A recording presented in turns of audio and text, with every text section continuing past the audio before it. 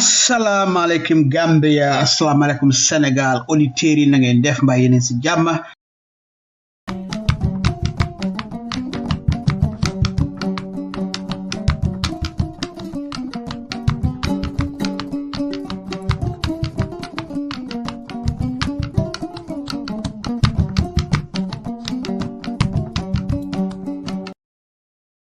Mbokki Gambia, maa ngi leen nuyu nuyoob jàmm, nuyoob yërmande, nuyoob barke. Kilifa diina ak kilifa aada, sunu soppe, xarit, am di jàmm ak Gambia diaspora. Mag ak ndaw, góor ak jigéen, ak fépp fu waay mën a ne, Gambia si biir ak Gambia si biti, ñu ngi leen nuyu yéen ñéppa te bàyyiwun kenn. Mbokk yi yéen a ngi déglu Freedom Radio ak seeni mbokka Salieu Njie. Bési tey bi daldi tollook bésub àralba di ñaar fukki fan ak juróom ñeneen ci weerub mai atum 2024. Comme nan ko gën a xamee rek ci kàllaama angale tey la àralba the 29th of May 2024. Mbokk yi waxtaani tey bi ñu ngi waxtaan ak ñi nga xam ne ñoom ñooy liggéey ci Cement Importers and Traders Association. Réerewuleen mbir ne bu yàggut am na lu bari loo xam ne ñu ngi ko doon dégg ci li nga xam ne mooy xew ci mbiri ciment bi ba tax foofa sa farafeñe sa booda ba ay romalka yu bari ay troc yu bari ñoo xam ne demoon Sénégal jëlee fa ay ciment pour indi ko Gambia mu daldi nekk problème bu rëy ba ñu ngi doon dégg ne kii di Hamidou Dia daanaka dafa dugal loxoom ci ciment yi ba tax demoon na Sénégal pour rek moom ñu ngi ko jaay ciment bi su ko defee mu indi ciment bi Gambia di ko jaay ñen ñi. Loolu nekkoon loo xam ne indi woon na wax ba daanaka dégg neen mujjantel mi ne nguuri Sénégal ñoom ñoo intervene daldi si tuur ndax mu sedda ndigte naka nguuri Gambia bëggoon a doxalee mooy den bëggoon a yokka tarif bi ba nga xam ne dafay gën a seer te ni kon dina doon seer goo xam ne cement traders yi nii bu gaa indi ciment Gambia war koo jaay dina seer lool wala amaan na sax du mun a jaay seeni ciment yi. fi mu nekk ñoo fi am benn gan ku ñuy ooyee Baboucar Mbay ak ku ñuy ooyee Alaaji Mbay. ñoom ñëpp ñu ngi yëngu ci Cement Importers and Traders Association bi. fi mu nekk lu ma def lu dul daldi dem jëli leen su ko defee ñu daldi leen laaj ñu daldi ko déggee ci seeni gémmiñ li nga xam ne mooy seen mébét ak li nga xam ne mooy li xew pour askan bi mun a xam lépp loo xam ne nu na la fa tëddee. Alaaji maa ngi lay nuyu di la santa di la gërëm di la jox sa wàccuwaay ba mat sëkk di nga dalal fii ci Freedom Radio ma bëgg rek nga dal di nuyu wante suñu déglukat yi bala ñuy tàmbali waxtaan bi. Asalaamaaleykum wa rahmatullah. Sëñ Salieu Njie Freedom Radio maa ngi lay nuyu di la ziare bu baax a baax ci turu association bi di Cement Importers and Traders Association di rafetlu tamit sa taxawaay ci réew mi ak liggéey bu baax bi nga xam ne yaa ngi koy def di nuyu tamit listeners yi ak ñëpp koo xam ne yaa ngi topp ci programme bi jërëjëf Alaaji ma bëgg a xam rek yow ci Cement Importers Traders Association bi yow lan nga fa. Man as an executive member nekk naa tamit di treasurer for the association. ma bëgg a xam rek Alaaji lan mooy li nga xam ne mooy li xew jot neen fi ne yéen yi nga xam ne yéen a yëngu ci organisation bi ci mbootaay bi amoon na time yéen a ngi wax ne da ngeen bëgg a ministre Diouf mu dal di resign ba pare amoon na jamono joo xam ne ñu ngi déggoon li nga xam ne mooy li xew seen moto yi yëpp nekk fara feñe mënu na duga lan mooy li nga xam ne mooy li xew mën naa wax sax ni ko déggee noonu la demee moto yi ñu ngi taxawoon foofu te ba léegi moto yi ñu fa taxaw over 300 trucks are standing at the border all are loaded ma ñëwaat tamit foog naa si li njëkk a wax sax mooy ne ñun ci suñ press release ñi doon demand pour ministre bi resign te muy dëgga li ko waral du dara lu dul den gis ne dogal bi nga xam ne ministre of trade jël na ko dëpp wut ak lu waay réew mi te it dafa nekk loo xam ne du wut loo xam ne lu ñu saytu la ba mbaax ñi teg ko dama faru ne as the name goes on minister of trade industry and employment yaakaaroon ne ne war nañoo mënoon a dem si moom pour uti fa xëy su yàlla dogalee nag ñu créé suñ bopp góorgóorlu ak ndimbalu suñ borom ak bëgg a liggéey ci réew mi ba am loo xam ne ñoo ko moomal suñ bopp ci condition yu métti tax leen fexe ba am loolu soo déggee may wax ne si condition yu métti moo nekk ne ñun ñi nga xam ne dañ ci invest ndax ku nekk xam ne liggéey bi investment bu rëy la laaj parce que benn truck rek mën na laa jël 1.8 te business bi mënuloo koo def su fekkee ne moto bi du sa moto maanaam mënuloo di fay transportation cost at the same time ngay ñëw di def business bi non doo ko mën a miir moto bi faaw mu nekk sa boppa mu nekk sa bos si kaw loolu moo tax ne la investment bu rëy leen ko def ak condition yi métti because of am na si ñoo xam ne sax si banque lañ jëlee xaalis bu ñëw liggéey ñeneen yi dañ jaay seen laan yeneen business yi noonu def leen baa yoon ñëw duggaat si business bi ñeneen yi sax am na ususu lañ mën a teegi pour ne jéem a liggéey di continuer di def seen business di usu kon investment bi yombul loolu nag su demee noonu ñu dénk ñi buntu boobu nga xam ne mooy ministre of trade ñi dénk ko liggéey bi ay ndawi ne réew mi nekk fi di liggéey mu am dogal bu mu jël boo xam ne tey jii nii daf ñu yóbbu redundancy maanaam dañuy ñàkk suñu liggéey ñun gannaaw buñ ko ñaaloo ba pare luñ mën a def leneen lu dul ne kii de gannaaw moom moo fi nekk dañ jàpp ne xamul liggéeyam kon ñun li ñu def mooy demand mu resign ndax ñi indi ñu koo xam ne ku mën a liggéey la ak ñun wala ku mën a liggéeyal ci réew mi lii moo doon li nga xam ne ni moom jot na cee xew moto yi tamit ni nga ko déggee moto yi ñu ngi ñëw foofu li ko waral ñi taxaw foofu mooy ñun suñ fekkee ne dañ doon fay lu tolloog $30,000 par truck maanaam each bag is $30 lañu war a fay ñu xëy bis ñëw ñu ne ñu léegi de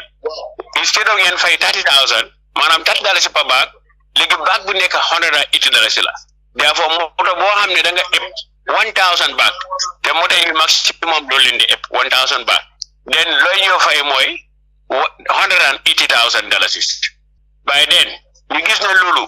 suñ ko fayee dafa mel ni ciment bi ba balaa moo ak ci Gambia dinañu taxaw at $565 or $560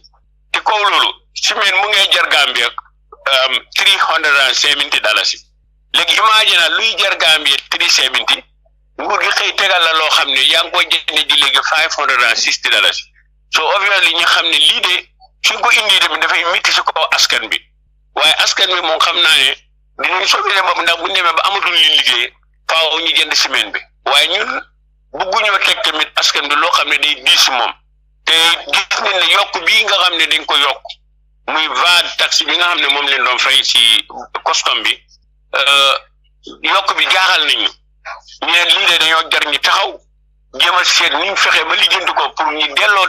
rate bi fa mu nekkoon maanaam ci 30,000 ba mu nekkoon pour ñu mën a continuer liggéey bi waaye lii ñun mënuñu koo fay tey di yóbbuwaat lii di ko jaayaat ci kaw réew mi ndax dana méttee dorop ndax ciment bi daanaka ñun ñoo koy jaay waaye ñun ñoo koy jënd ndax boo ñëwee client yi jënd ci yow say oncle la ñu nekk say brothers and sisters la say dëkkandoor la ñuy nekk sa famille bi sax ñi la xam ne ñu di liggéey raara ñi jënd feneen dañu bëgg a jënd si yow kon yow mi ko jënd yow yaa koy jaay sa bopp soo ñu gis ne lépp dafay dellu si waat ci kaw askan bi te bu boobaa si ñu leen ñëwaat lii moo gën a sabab ñi taxawal oto yi foofu ñi lank ne duñ mën a fay lool ngir dugg ci réew mi wàcc semaine loolu daal mën naa la ko ci leeral. waaw alaaji ma bugg a xam rek ndikte ay week sa gannaaw lu mel ni xewoon na waaye nag ñu dégg ne réglé neen problème bi ma bugg a xam ndax réglé woon neen problème bi am déet lan mooy li xewoon ndikte dafa mel ni lii dafa eesaat ana lan mooy li wécceeku ba tax problème bi dal di ñëwaat. waaw balaa loolu sax dinaa la introduce suñ vice président bi muy Babou Gueye is a member and executive member Babou Gueye borom Arafat moom tamit bokk na ci ñu tàmbali liggéey bi ñun ñi ñëw fekk ci ko ci biir liggéey bi moom it mu ngi ci line bi waaye li xewoon mooy li ma wax nii léegi bi ñu xëyee ñëw fekk that was on the 15th of April ñu ñëw ñu ne ñu léegi de doo leen fayeeti tàtti daala si bu ngeen doon fay pa baat booy state $180 ngeen di fay ñu ne loolu mënul nekk ñu taxaw almost for 1 week ñu dem fa def press conference joytu loolu wax ko ñu ne ñu léegi dam leen ngeen wàccee semaine bi ñu continuer wàccee semaine bi ba pare continuer waa seen business bi ba léegi ñu demaa ci ministre of trade wala ñuy permanent secretary ñuy wax ak moom tamit waxul ñu ne nii lañ ko tëralee daf ñu ne waaw wax neen gars yi ñu génne ko ñu liggéey after ñu indiwaat report ñu xool transaction ci ni muy demee ñu dem ñu continuer di liggéey waaw am ñoon clear evidence and clear information de gars yi de ñooy jox deadline up to on the 15th of May xam nga ñu ngi request boo amee aki mooy invoice booy jël from Sénégal boo ñëwee da la dee Gambia ministry bi dana la joxaat ITLS buy ministry of trade dina la jox ITLS buy approve ne yow sa request boo jënd $10,000 back for example ministry of trade is acknowledged and accepted pour nga dugal ko ci réew mi nga yóbbu loolu ci douane bi gars yi mun laa bàyyi nga rombalee loolu léegi bi noonu jël document yooyu ci ñoom ñu ñoo wax ne document bi asa naa kuñ ko jox di nga fay $30 waaye koo xam ne da nga jënd ciment on the 16th of May boobu di nga commencé di fay $180 ñi nga xam ne jëndoon nañ ciment before on the 16th of May ba léegi dinañ mën a indi ciment boobu so am na ñu jëndoon on the 14th of May am ñu jëndoon on the 13th of May ñu foog ne léegi ku dem after on the 16th kooku la ñoo joxaat a new ETS of 180 tarif yaa ngi min 180,000 nga min waaw de 180 is per bag 180 per bag waaw waaye 180,000 is the truck waaw mooy truck bi waaw so dinañ jigi then on the 16th of May demi jotaat gars yi ni bis ni tey ku amoon nag ku am kay yëpp a am 180,000 nga fay wala sa moto bi du romba ñu dellu taxawaat comme niñ taxawaatoon bu njëkk so si jamono yi bante yéen a ngi taxaw comme na ngeen taxawee woon bu njëkk waaw jërëjëf am alaaji Mbay fi mu nekk alaaji soo tegee foofu sa baaraam rek ma dal di dem si Babou Gueye dinaa ñëwaat si yow si kanamee tuuti Babou yow yaay vice président bu Cement Importers and Traders Association. waaw loolu la waaw man maay vice président bi Cement Importers and Traders Association.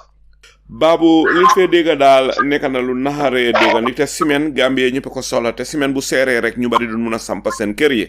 te yéen gis ngeen ne Gambie ñun ñaa ngi samp boor bu set su fekkee ne ciment dafa seer rek ñu bari dañuy arrêté sampa yi Babou ma bugg laa laaj rek li ñuy dégg mooy ne dafa mel ni nguur gi dañ bugg a féevoo Jah Oil ak Salam ak Gazem lan nga ñu su mun a wax. moo te Njaay lu ma wax sax noonu la demee xamul lenn lu su nit mën a jënd loolu rek la demee jos ñun moom 2021 leen si stade de si dem benn si stade de dem te booba fekk na booba ay sénégalais ñoo nekkoon ba indi semaine Gambia waaye booba si boode bi benn position bu ñuy wax bàyyi moo fa nekkoon man ba ma bayee koo xarafaat ñëw na ko dama bëgg a dugg si semaine bi dafa ne daawal nga ñëw yow doomi Gambien nga te ay sénégalais rek ñoo si nekk daanaka loolu la yàlla def ba man ma commencé ba mu si commencé nag booba da nga gis na booba boode bi sax nekkuñ sax dafay $30,000 booba boode bi ñu ngi fay $8,000 ba $10,000. li ban at la woon. ñu demal 2020. Jakalir. ñu ñu ngi doon fay 8,000 am na ñoo xam ne ñu ngi doon fay 10,000 boo seetee sax ñaareel daanaka moo tax sax Gambien su bëree dugg si semaine bi ñu dawal 1 year maybe some 7 mois yooyu noonu bu ñuy wax jaaoyal moom itam fekk booba daf laa dem si radio yi itam ak télévision yi da wax moom booba daa doon indi semaine ciment yi Sénégal bi mu sone Jaa Oil kan nga jublu di nga mën a leeral Jaa Oil company la yaa ngi miin Hamidou Dia ndax mooy Hamidou Dia boobu ngi dem si télé yi da wax da dem si radio yi da wax waaye boobu tim nag ñun kenn tontuwut ko kenn waxut ko dara fu nekk moom mu ngee dem mu ngee wax léegi ni moom mu commencé dem moom itam mu dem comme ni ñun da dem si usine bu ñuy jëlee semaine moom itam muy jëli semaine ba mu ñëwee mu ne ñun du ñuy fay gox bi ñu lu yokkaat $64 benn yokkee $64 ñun tam amul fenn fu mu mën a jooyee ñuy toog da wax ñun tam ñu ne xaar leen ñu dem ministre of trade boobu benn faa dem boobu yaakaar naa Sidi Keita moo fa nekk waxuma kan moo fa nekk benn demee te wax dëgg yàlla technical person bu nekkoon si suuf ñooñu sax ñoo doon gën a naqari affaire bi ñoom la gënoon a naqari ñoom ñoo doon dimbali benn demee ñu ñëw leen fa leen kayit bu ñëw ETLs boobu benn ko defee ñoom ñu wàññil ñoo $34 yi ñu commencé fay $30 $30 boobu nag moom leen commencé 2022 June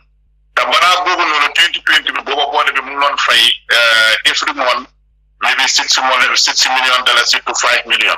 léegi ba ko gars yi increase $30 bi right now ni fu ñu toll nii boode bi lu si gën a ndaw fekkee ciment mu ngi ñëw $35 million to $50 million lu moo dugal te yemut foofu noonu léegi lu jënd oto bu ñu laajtee tamit real sources bi diggantaan tamit transport yi Gambia bu njëkk ak transport yi léegi nii is totally different transport yi Gambia léegi nii dafa nekk da dox bu baax a baax nga dalee ko fa tem lu man mi bi ñu ne lestee 500 wala 300 torop bu nekk bu war a dem Sénégal mu ngi xamee benn chauffeur sometimes am na ñoo xam ne ñaari apprenti leen am na ñoo xam ne sax dinañ dem ba am ñetti apprenti torop boobu noonu yaa ngi koo foyalal 400 litres bu gën a ndaw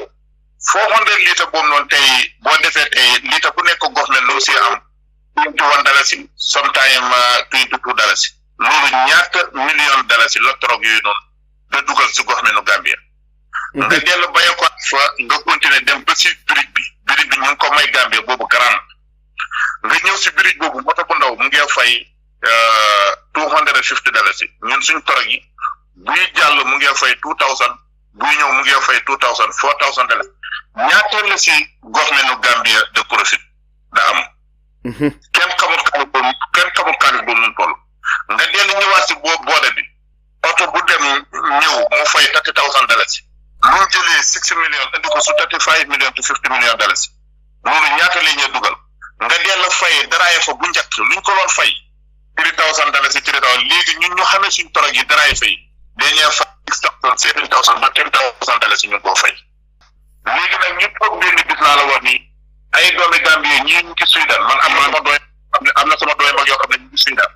am na ñeneen ñoo xam ne ñii ñu ngi Amérique am na ñoo xam ne ñu ngi Angleterre ñu nekk outside ñoom itam xam nga tey Amérique lu fa nit dëkk nga dëkk Gambie itam xam nga ne wax dëgg yàlla sa homeland moom nga bëgg a liggéeyee te foofu nga bëgg a teete am na ñoo xam ne ñii ñu ngi Sudan am na ñoo xam ne ñii ñu ngi Amérique am na ñoo xam ne ñii ñu ngi England am na ñoo xam ne Germany leen bayee ko ñëw jënd seen oto ñoo ñëpp léegi tey nga am koo xam tey oto lu mu gën a ndaw rek lu ma laa wax njaay mooy $1,800,000 ba $2 million bu si gën a ndaw laa la wax ni $1,800,000 moom nga koo jëndee nga toog ku si xam 3 oto ba 5 oto ba 10 oto ba 20 oto nga toog benn bis benn wan moon nga taxawal leen na leen lii dootu leen ko defati man nag lii lu ma si gis mooy man ku ma foog ne diggantaan moom la mooy ministre of trade mooy ñëw foofu noonu xam ñu nekkoon ñu bukk yoo xam ne ni ñu ngi sàngoo deru bay lu olof jaay da wax nekk si biir marché bi wane ne ñoom duñ compétition ak kenn te business bu amat compétition business boobu noonu dara nekkul fa dëkk boobu den ko bëgg a yàq dem nag jaar si ministre trade yi ba pare jaar si seen staff ñoo xam ne ñooy technical person bi ñoo war a wax ministre bi na ko lii ak lii boo ko defee du baax sa yow ñooñu ñëpp laa la wax ni ñu toog ñëpp ñu jënd leen ñu ñëw laa la wax ni jël document boobu yónnee ko président office fi mu leen jotee loolu ñoom itam gëstuwuñ si lii dëggantaan nu mu demee bala ñoo dogal si dogal lii ni man dama gis na lu sabab lu lii yëpp si ministre of trade boo xam ne nii toppatooxut ay doomi réewum kalaatul ay doomi réewum mboolem koo xam ne nii kum gis rek foog ne moo la gën a simaat yaakaar naa moom moo togg bii nii te togg bii nii mu togg wallaay laa la wax nii baaxul si Gambia baaxul si Adama Barrow mu nekk suñ président bu ñu jiite ne lii lu ko dalee fu mu toll nii Banjul ba Koyna nga dem Basse nga ñëw Banchan nga ñëw Brikama Ba nga ñëw Wasu nga ñëw Kawur nga ñëw ba Farafeñe nga wàcc ji dem ba Baara ba Amdalaay ñëpp si coono lam leen dugal te ñoo xam ne nii leen bëgg man mii da wax ku bëggoon Adama Barrow laa te nit ki nag boo bëggee man ngaa bëgg ba pare man ngaa mere waaye taxul nga bañ waaye dama gis ne lu ñuy def nii dana yàq dëkk bi si lu bëree bëri te ndaw yu bëree bëri laa la wax ni dana leen discourage ba dana am na ëllëg lii mën na leen a yóbbu si loo xam ne ni ñu def loo xam ne ni du luñ war a def fekkee Adama Barrow nag wax ji nii ñuy wax dégg na ko na invite Cement Importers and Trade Association man ministre of trade du benn yoon du ñaari yoon ñaata laa xool secrétaire bi daay rek waxoon na ko din la bëgg a gis waa loolu yëpp mu ngi ñëw dina it moom dafa mel ni ñun falu ñu ko de moom dafa mel ni moom moo ñu ñëw fal te ministre of trade na wax dëgg yàlla ñu ñoo fal Adama Barrow muy suñ président Adama Barrow fal ko ñun ñëpp ñu ñoo leen fay ngeen bàyyi xel seen doomi réew ngeen bàyyi xel seen Mr Gueye ma bugg a laaj rek mbokk yi Mr Babou Gueye moom mooy vice président bu Cement Importers and Traders Association dinaa ñëw su kanamee tuuti am na yeneen ñaar ñu fi nekk ñoo xam ne yéen ñëpp yéen a bokk mbootaay mi waaye Babou Gueye ma bugg a laaj rek Babou balaa trade minister Baboucarr Diouf di nekk minister of trade ndax di ngeen daan am problème yu mel nii ndax moom bi mu ñëwee si la problème yi door am déet. mosuñ koo am si di kayte ba mu fa nekk mosuñ koo am. so bi Baboucarr Diouf ñëwee si la problème yi nii door. si la problème bi commencé te bëggut a gis nag benn Cement Importers and Trade Association boo xam ne nii ñëw na pour engage ko sax laa la woon ni mu bëgg a wax ak yow. waaye yéen bi ngeen ko koolee soo leen koolee secrétaire bi pour gis ko xam naa secrétaire bi dina ko wax waaye bëggu leen a gis kool ngeen ba soona téléphone am pour mit ko waaye mu mel ni ku leen a daw lan la tax demu leen office am ndax dem ngeen office am pour bëgg a toog waxtaan ak moom. gis ko ma jox ko la ko mu jox ma la ko mu wax ñu dem si Damfa mu topp si ko. bi ngeen demee si Damfa lu Damfa wax. Damfa bi ngeen demee si moom den toog waxtaan ak moom na ko ciment bi nag booba fekk na sax already release ne ñun ñu dem ñu laaj ko na ko ciment bi lu waral ngeen yokk ko $180 mu ne ñu léegi loolu yëpp jeex na fu mu toll nii lépp fu mu toll nii dem leen ngeen fay $30 bi nii moom dañ leen maintain ñu dem. léegi nag kan moo wax loolu Damfa moo wax loolu. Damfa si boppam moo wax loolu. waaw ba mu waxee loolu ba pare lan mooy li xew. léegi nag mu ne waa léegi dem leen ngeen fay danañ maintain ba pare danañ check si boole bi yan revenu ngeen la dugal wax daal ba pare mu teg après ñun nag loolu benn demee nit ñu continuer suñu liggéey toogaat ba sa kanam laa la wax ni ministre of information génn na non lii génnee neen ko den loon kele yaa ko tey rek waaye on the 15 ministre of information yaa ngi min docteur Ismaila Cissé moo wax loolu. waaw docteur Ismaila Cissé moo wax loolu. jekkale. waaw dafa génne si EA bi sax moom moo wax loolu waaw just na on the 15 ba mu ñëwee balaa on the 15 bi sax nit ñi ñu ngi dem ministre of trade ñu ngi lay jox ETL si ñoom daal den toog rek ñu ne ñu laa la wax ne yéen 180 ngeen ne man nag 180 bi gisee wu ma ko dara ndax am na ñoo xam ne nii ñu loolu ñu topp naan ñeent dem lëkkaloo ministre bi ba lii am ñoom seen moto yi ñu ngi bayee ko Gambia te dem Sénégal dem ba jëri semaine di yóbbuwaat Gambia. ñooñu ñooy ñan soo ne ñi doon lëkkaloo ministre bi ñooñu mooy ñan. dañu mën a wax seen tur. mu ngi mel ni Jaoyal muy Amidou Dia. waaw Amidou Dia ak kan ngeen si ràññee Amidou Dia kenn la ndax am na ñeneen ñoo leen si ràññee. Mohamed Sylla moom mu ngi amee factory waaye moom lu muy defar ñun si kenn rek mën na koo jënd moom bosam moom du problème waaye ñeneen ñëpp nag moom muy Gassem muy Amidou Dia Jaoyal moom doo dégg ñu ne. si ñoom ñu ngi defar ciment da ngaa dégg ñu ne seen gaale ciment bi mu ngi war a ñëw bu seen ciment bi demee ba jeex loolu ngaa dégg seen gaale ciment bi mu ngi war a ñëw. waa Hamidou Dia ak Mohamed Sylla ak kan ngeen si ràññee. ak Gasem moom naka la tudd Gasem turi company la kan moom Gasem no Gasem ay pinso bu njëkk ñoom Amadou waaye naaw ni ay pinso léegi ay Indian yaakaar naa ñoo ko jël so dafa mel ni Ja Oil Gasem ak Salam ñetti company yi daal ñoom ñoo lekkaloo waaw fi mu nekk ma bëgg laa laaj rek dafa mel ni doomani Gambia ni niñ ko gisee mooy ne bi nga xamee ne kii di Amidou Dia dugal na loxoom si mbiri ciment gi rek sa la yëpp jaxasoo si la nguur gi door di yokka tarif bi am na ñu ko gisee ne dañ leen bëgg a discourage su ko defee ñu jël lay seen bi jox ko kii du Amidou Dia ak xëj na Mohamed Sila ak Gasem pour ñoom rek ñoom ñuy jëlee ciment bi Sénégal di ko indi Gambie doomani Gambien ni am na ñuy wax lii doomani Gambien ñuy wax lii yow lan mooy sa tontu Babou Gueye bala maa delluwaat si Alaaji Mbay dama gis ne loolu nekkul loo xam ne ni lu baax si Gambia la waaw ndax loolu yéen gisee ngeen ko noonu ndi te doomani Gambien ni ñooy wax lii waaye dama bëgg a xam yow naxa nga ko gisee noonu nga ko gisee am déet non man moom noonu laa ko gisee man moom nu ma gisee rek mooy ne ñun dañu bëgg a stop ñooñu bëgguñ compétition te gis nga business boo ko defee monopolise rek problème am na compétition nag leen ragal te compétition da nga gis koo xam ne nii dana dem ba Sénégal mu ñëw tey ñaari ponoon bu ko tojee rek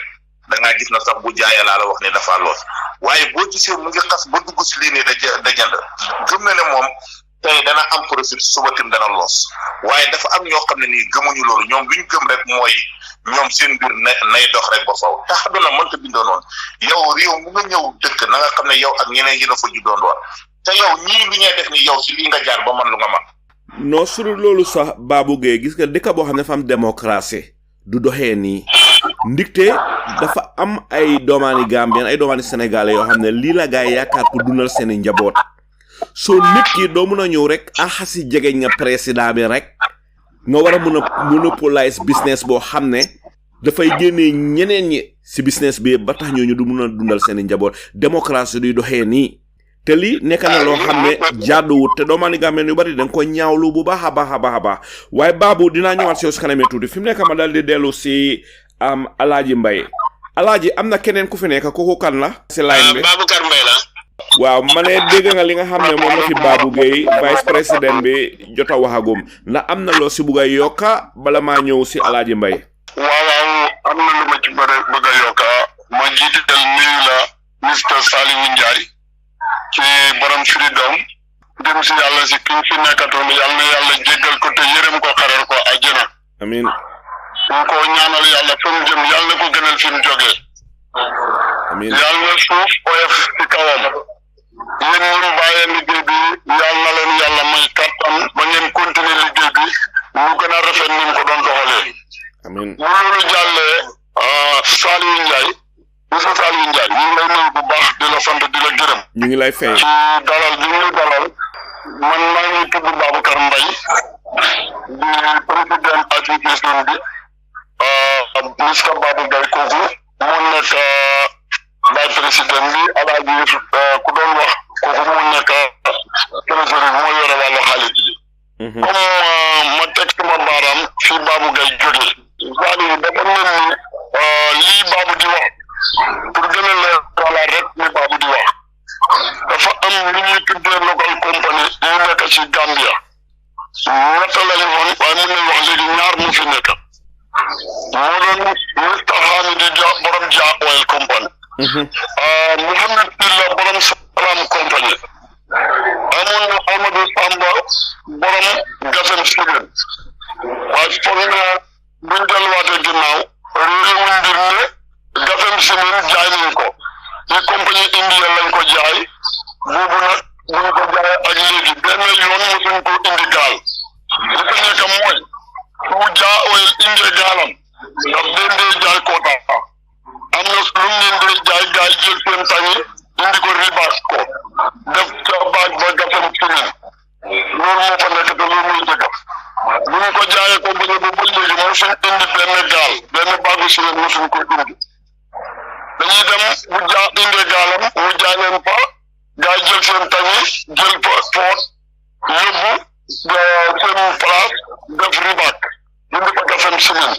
jaa jël fa yóbbu palaasam ribaak dindi fa tay ga ciment ci biir loolu nag ñu leeral leen bu baax ndekte loolu su ko gaa yi defee ñu fay dindi 42.R muy ciment bi gën a baax ciment bi nga xam ne ñëwut bàyyi vessel dafay ñëw bàyyi route muy ñun suñ agriculture bi di Cement Importers Association bi ñun dañuy ñëw ak bàyyi route ñun nag biñ dee jënd Sénégal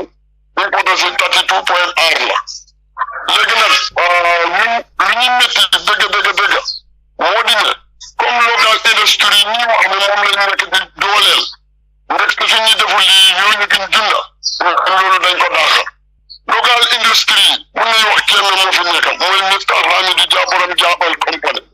ndax Mohamed Silla lu mu nekk di def moom xëy na sax raw matériel bi finishing product bi daf ko day jëlee Sénégal waaw waaye bu paree moom lu mu dem ni mu dalal ni waa according to lu ñu wax wax na diggante mu ak yàlla wax na capacité bu mu mun a defar ñu ne ko loolu ñun kenn si ñun mun na koy jënda mu ne te man lu mu neex yéen tey fi ngeen toll nii tey ñun démb fa lañ tolloon kon de moom ak xalaatam mooy nañ ñu bàyyi ñu dem liggéey kon moom position am leeralal nañu ko léegi mu des suñ keneen muy Mr Hamidou Dia borom Dia Oil Company moom lu mu nekk di def lii ñun de démb bu mu doon start suñ kanam la ñu ngi ko laaj moom ñu ngi fi fekkoon démb ndax suñ ko xataloon comme nun ñu bëgg a def tey yaakaar na fi mu àgg nii Mr Salieu Njie yaakaaruma mu àgg fa bu loolu jàllee wéy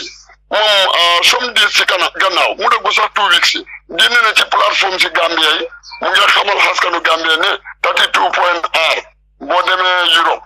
duñ ko dee sampee dañ ko dee raaxee ndekte semaine boobu qualité bi baaxul ndek nañ bàyyi xel ne yëngatu suuf dafa am ci aduna bi te buñ sampee samp bu baaxul semaine dafa seer te kon bu boobaa government Gambia war nañ ci jël step wax jooju nag dafa mel ni ñun aate wuñ ko suñ borom moo ko aate ndeg léegi suñ borom aatee foo naa vidéo bu mu doon daw ak bi lii da happen mu daggu 2 weeks yàlla nattu na ko nag gaal ba mu jëli ji woon outside gaal ba moom jeex na ñun ñëpp comme fam nañ ne gaal ba benn saako ciment desatul fa lan mooy firnde bi mooy itang la taal jëli leen Gambia ñu dugg Sénégal dem te facture ba ñu waxoon ne ñu doon fa jëlee li ñuy indi mooy 32.R la ñuy indi moom nag lam fa jënd moom ak yàlla ñoo xam waaye usine bañ doon jëlee daal luñ mën a leeral Gambia mooy usine booba la nekk di dem jëlee léegi dafay ñëw nag di ribaak di jaay ma leeral leen foofu tuuti Mr Salieu Njie Gambia tey ñëpp a ngi dund coono képp koo xam ne yaa ngi doon yëngatu ci ciment yaa ngi dund coono man dama daan jëli yàlla dimbale woon na góorgóorlu woon naa ba am seebin trop waaye mën naa la wax ñetti place yi ma am benn saako ciment mën naa la génnal ci alquranu karim bu ma war a jaay amuma ko ñetti place yoo xam ne maa leen moom benn saako ciment boo xam ne mën naa koo jaay nekku fa te léegi loolu tamit lu ci gën a métti tey yow nga am about lu mat 7,000 baht mu taxaw 2 weeks ba 3 weeks fam taxaw muufut fa yow sa bitigi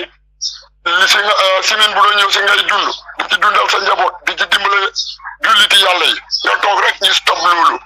wax dëgg yàlla tey boo duggoon Gambia nga jël may topp borom bitigi nga leen di laaj nga dem ci garam place yi Salieu Njie sa rongañ dina tuuru dafa daw yaram saat na trop parce que dana dugg fukki bidig doo fa fekk benn saako semaine bu toog borom bidig yaa ngi toog sa ngém koo wax mu ne la amoon lu ma jaay right now Dia Oil man sama rakk ku nga xam ne maa ngi moom ñoo bokk mu ngi fa jënd 1000 bag depuis Friday bu mu jotee 500 bag bi ba fu ma wax ak yow wallahi mënul jot 500 bagam kon li fi nekk mooy Mr Hamidou Dia borom Dia Oil Company capacité bu Gambia soxla mënul koo defar capacité bu mu promise Gambia government ne mën na koo jagal mënul koo jagal yàlla moo dogal loolu xay bu ko mënoon a jagal waroon nangul loolu ne Gambia ñàkk mboolem junni doomu aadama yuy liggéey ci semaine bi di ci jot seen teraanga nga xëy rek daggal loolu soo dee julli sax war na koo nangu rawatina ba nga xamee ne yow da nga war a nekk exemplaire ci dëkk bi wax dëgg yàlla ku ko ñeme nga wax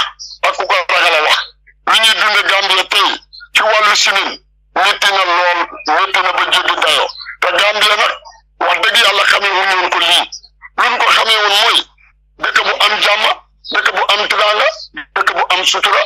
dëkk bu nga xam ne wax dëgg yàlla ñun ñëpp benn famille lañ ñun ñee tuumaal nag importers ciment yi ñu i Sénégalais ñoo ñëw di ko ëpp rek wax dëgg yàlla bëgg a yàq économie Gambia waaye buñ dugg sax affaire forêt la boobu moom nañ ko bàyyi ndekte loolu suñ Gambie buñ fa duggee duñ mun a dem dañuy suuxal suñu bopp lu tax mooy ECOWAS country gi ñun barki démb buñ amee problème kan moo ñu dimbale buñ wuxoo kan lañ njëkk a dimbal ñu suñ président bi mu nga waatee ci Sénégal jàmm tax mu am loolu tey président bu bees ñëw amagut fi tout le monde wax bu sew bi da am naka lañ ñuy xoolee ban bot lañ ñuy xoolee ñun suñ toogee ak suñ déw mu ndaw mii benn waay taxaw ci plateforme si di wax ne ban product lañ am Gambie bu war a dugg Sénégal Gambie àggaguñ foofu nañ waxante dëgg moo neex yàlla Gambie bee ñu ngi si yoon bi ndekte boo xoolee barki démba lu fi doon dugal ci semaine ci ay Sénégal ñoo ko doon dugal yàlla dimbale nañu nag ba suñ génération bi ñu ngi xool bool yu bëri ñu ngi xool ndaw yu bëri ñu ngi xool ba yàlla dimbale nañu ñu dugg ci wàllu business semaine bi bu njëkk ñu bëri dañ doon dem rek di ko jëlee ci fa ci seen compagnie waaye nag nit ki itamit buñ ko xool démbam jàpp ne Babacar Mbaye mi nga xam ne moo doon ñëw si yéen di jëndaat 500 baag di ko 1000 baag man maa ngi xool suma bët ba yàlla dimbale ma muy indi oto waaye at the end of the day suma mébét mooy indi gaal loolu mooy suma mébét mooy suma taget te loolu lay ñaan yàlla te ci yoon boobu laa nekk de te wax naa leen ne association bii borom yi bët yi xool ñoo fi nekk ndaw yu am confidence ñoo fi nekk te ku leen dimbale wala dinañ toog ñu gisaat yeneen gaal di fi ñëw te duñ tudd compagnie Jaawel duñ tudd Salam compagnie wallahi dina nekk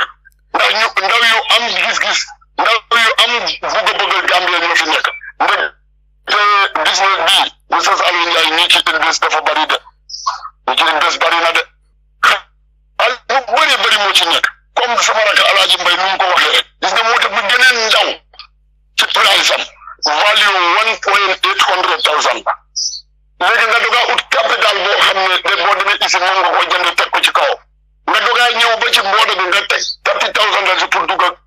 ci Gambia bi nga doon dem li gën a néew ci foil li nga jël mooy 400 litres foil bi 1 litre bu nekk government gagné di ci $21 ou 22 nga egg birig dem wàcc birig $4,000 la oto bu nekk mu nga am driver ak ñaari apprenti yooyu ak driver bi si oto bi la ñuy dunda ginnaaw bu loolu ñëwee bu passé oto bi ñëw taxaw maa ngi im iboo yoo xam ne su may rakk la ñu ngi nii toog ñu ngi dégg lu ñuy wax mu ngi leen jaaxal lool every day buñ xëyee si bunta palaat bi la ñuy ñëw su moto yi ñëwee ma jël juróom na àndal leen oto yi ñoom dem ci dëkk bi Mr Salieu Njie 500 la bëgg Mr Demba Njie 200 la bëgg ñu dem libéré semaine bi suñ ñëwee ñoom juróom yooyu $5,000 laa leen di fay kenn ku nekk wàcc jël $1,000 yóbbu këram ñooñu tey moo dem 2 weeks ñu ngi taxaw amuñ dara luñ def nga dem ci borom sireet bi loolu lañ def nga dem ci borom taxi bagage bi loolu la def nga dem ci maçon bi nga xam ne santé bu mu amoon Babacar a ko doon jaay Babacar amatul sireet kooku liggéeykatam yaa ngi taxaw muy affaire boo xam ne wax dëgg yàlla ku ci mën a jàpp na ci jàpp ñu dellu gannaaw bàyyi comme free market lañ waxoon nañ bàyyi nit ñi ñu continuer liggéey même bu fekkee ne ñoom ñoo promis nguur gi government bi ne danañ mën a defaral capacité bu Gambie bëgga man dama ne wax boobu depuis dee wallaa ko bañ ndax yàgg naa ci semaine bi xam naa semaine nu mu nekk di dox right now ñoom boo leen laajoon suñu waxee seen diggante ak yàlla sama rakk bu ma laa wax nii groupe WhatsApp bi ñoom close nañ seen groupe WhatsApp boobu nekkatu di dox log nañ ko ndek kool si disturb na leen ku nekk nag di wax si làmmiñu compagnie boobu ñu liñ ko jàppee rek benn waay la boo xam ne ci jamono jàmm NIA la woon lu ko dugal si compagnie bi en position de sécurité garde la fa demoon xëy na waxam bu bëri tax ñu jox ko position am mun nañu wax ne kooku defeen boppam rek moo ko fa tax a ñëw. kooku naka la tudda kooku naka la tudda naka la kooku tudda Mr Haydara la tudda Sidibé Haydara Sidibé yakale rek la mujj a bàyyi ko Star FM tey la mujj a bàyyi ko Star FM mu ne importer ciment si wax ne ciment dafa manqué ci dëkk bi waxuñ dëgg kàddu yu mu wax sax teggi ñëw pour ma jaarale ko foofu ndax te rajo bi ay kilifa ko déglu te ñun nag yaruñ ñi ci saaga te olof li ñuy wax mooy saaga gémmiñ bu mu bàyyi ko fa la dëkk fa mu jëm dëkkut fa ñun loolu lañ xam ñun loolu la ñuy yore gëm nañ nag suñ boppa suñ ñu waxee ni i Sénégalais ñoo jënd moto yi jox ñi ñun d'accord nañ loolu waaye gëm nañ ne ñun ak côté de luñ nekk di dunda lu leen nax muy Babacar démb mooy Babacar tey loolu amut suñ ko gëmee daanu ni aduna day màgg ñoom démb buñ leen doon xam moto lañ doon indi dem bay indi gaal dem bay ñu taxawal ne lu ñuy wax local industrie kon open market la nañ bàyyi gaay yi ñu nekk di liggéey kenn ku nekk lu war a gañe mu gañe ko waaw loolu daal laa amoon kàddu yu ma dugale gum Mr Salieu Njie di ko yemalaale foofu di bàyyi suma mbokk yi ak suma naataango yi ñu continuer gën a yokk programme bi daal ba ci kanamaat jërëjëf Mr Baboucarr Mbye the president of the Cement Importers and Traders Association fi mu nekk ma dal di ñëw si Alaaji Mbye Alaaji yaa ngi fa Alaaji Mbye waaw Alaaji ma bëgg laa laaj rek problème bi ngeen am right now mooy li ñu yokka tarif bi 280,000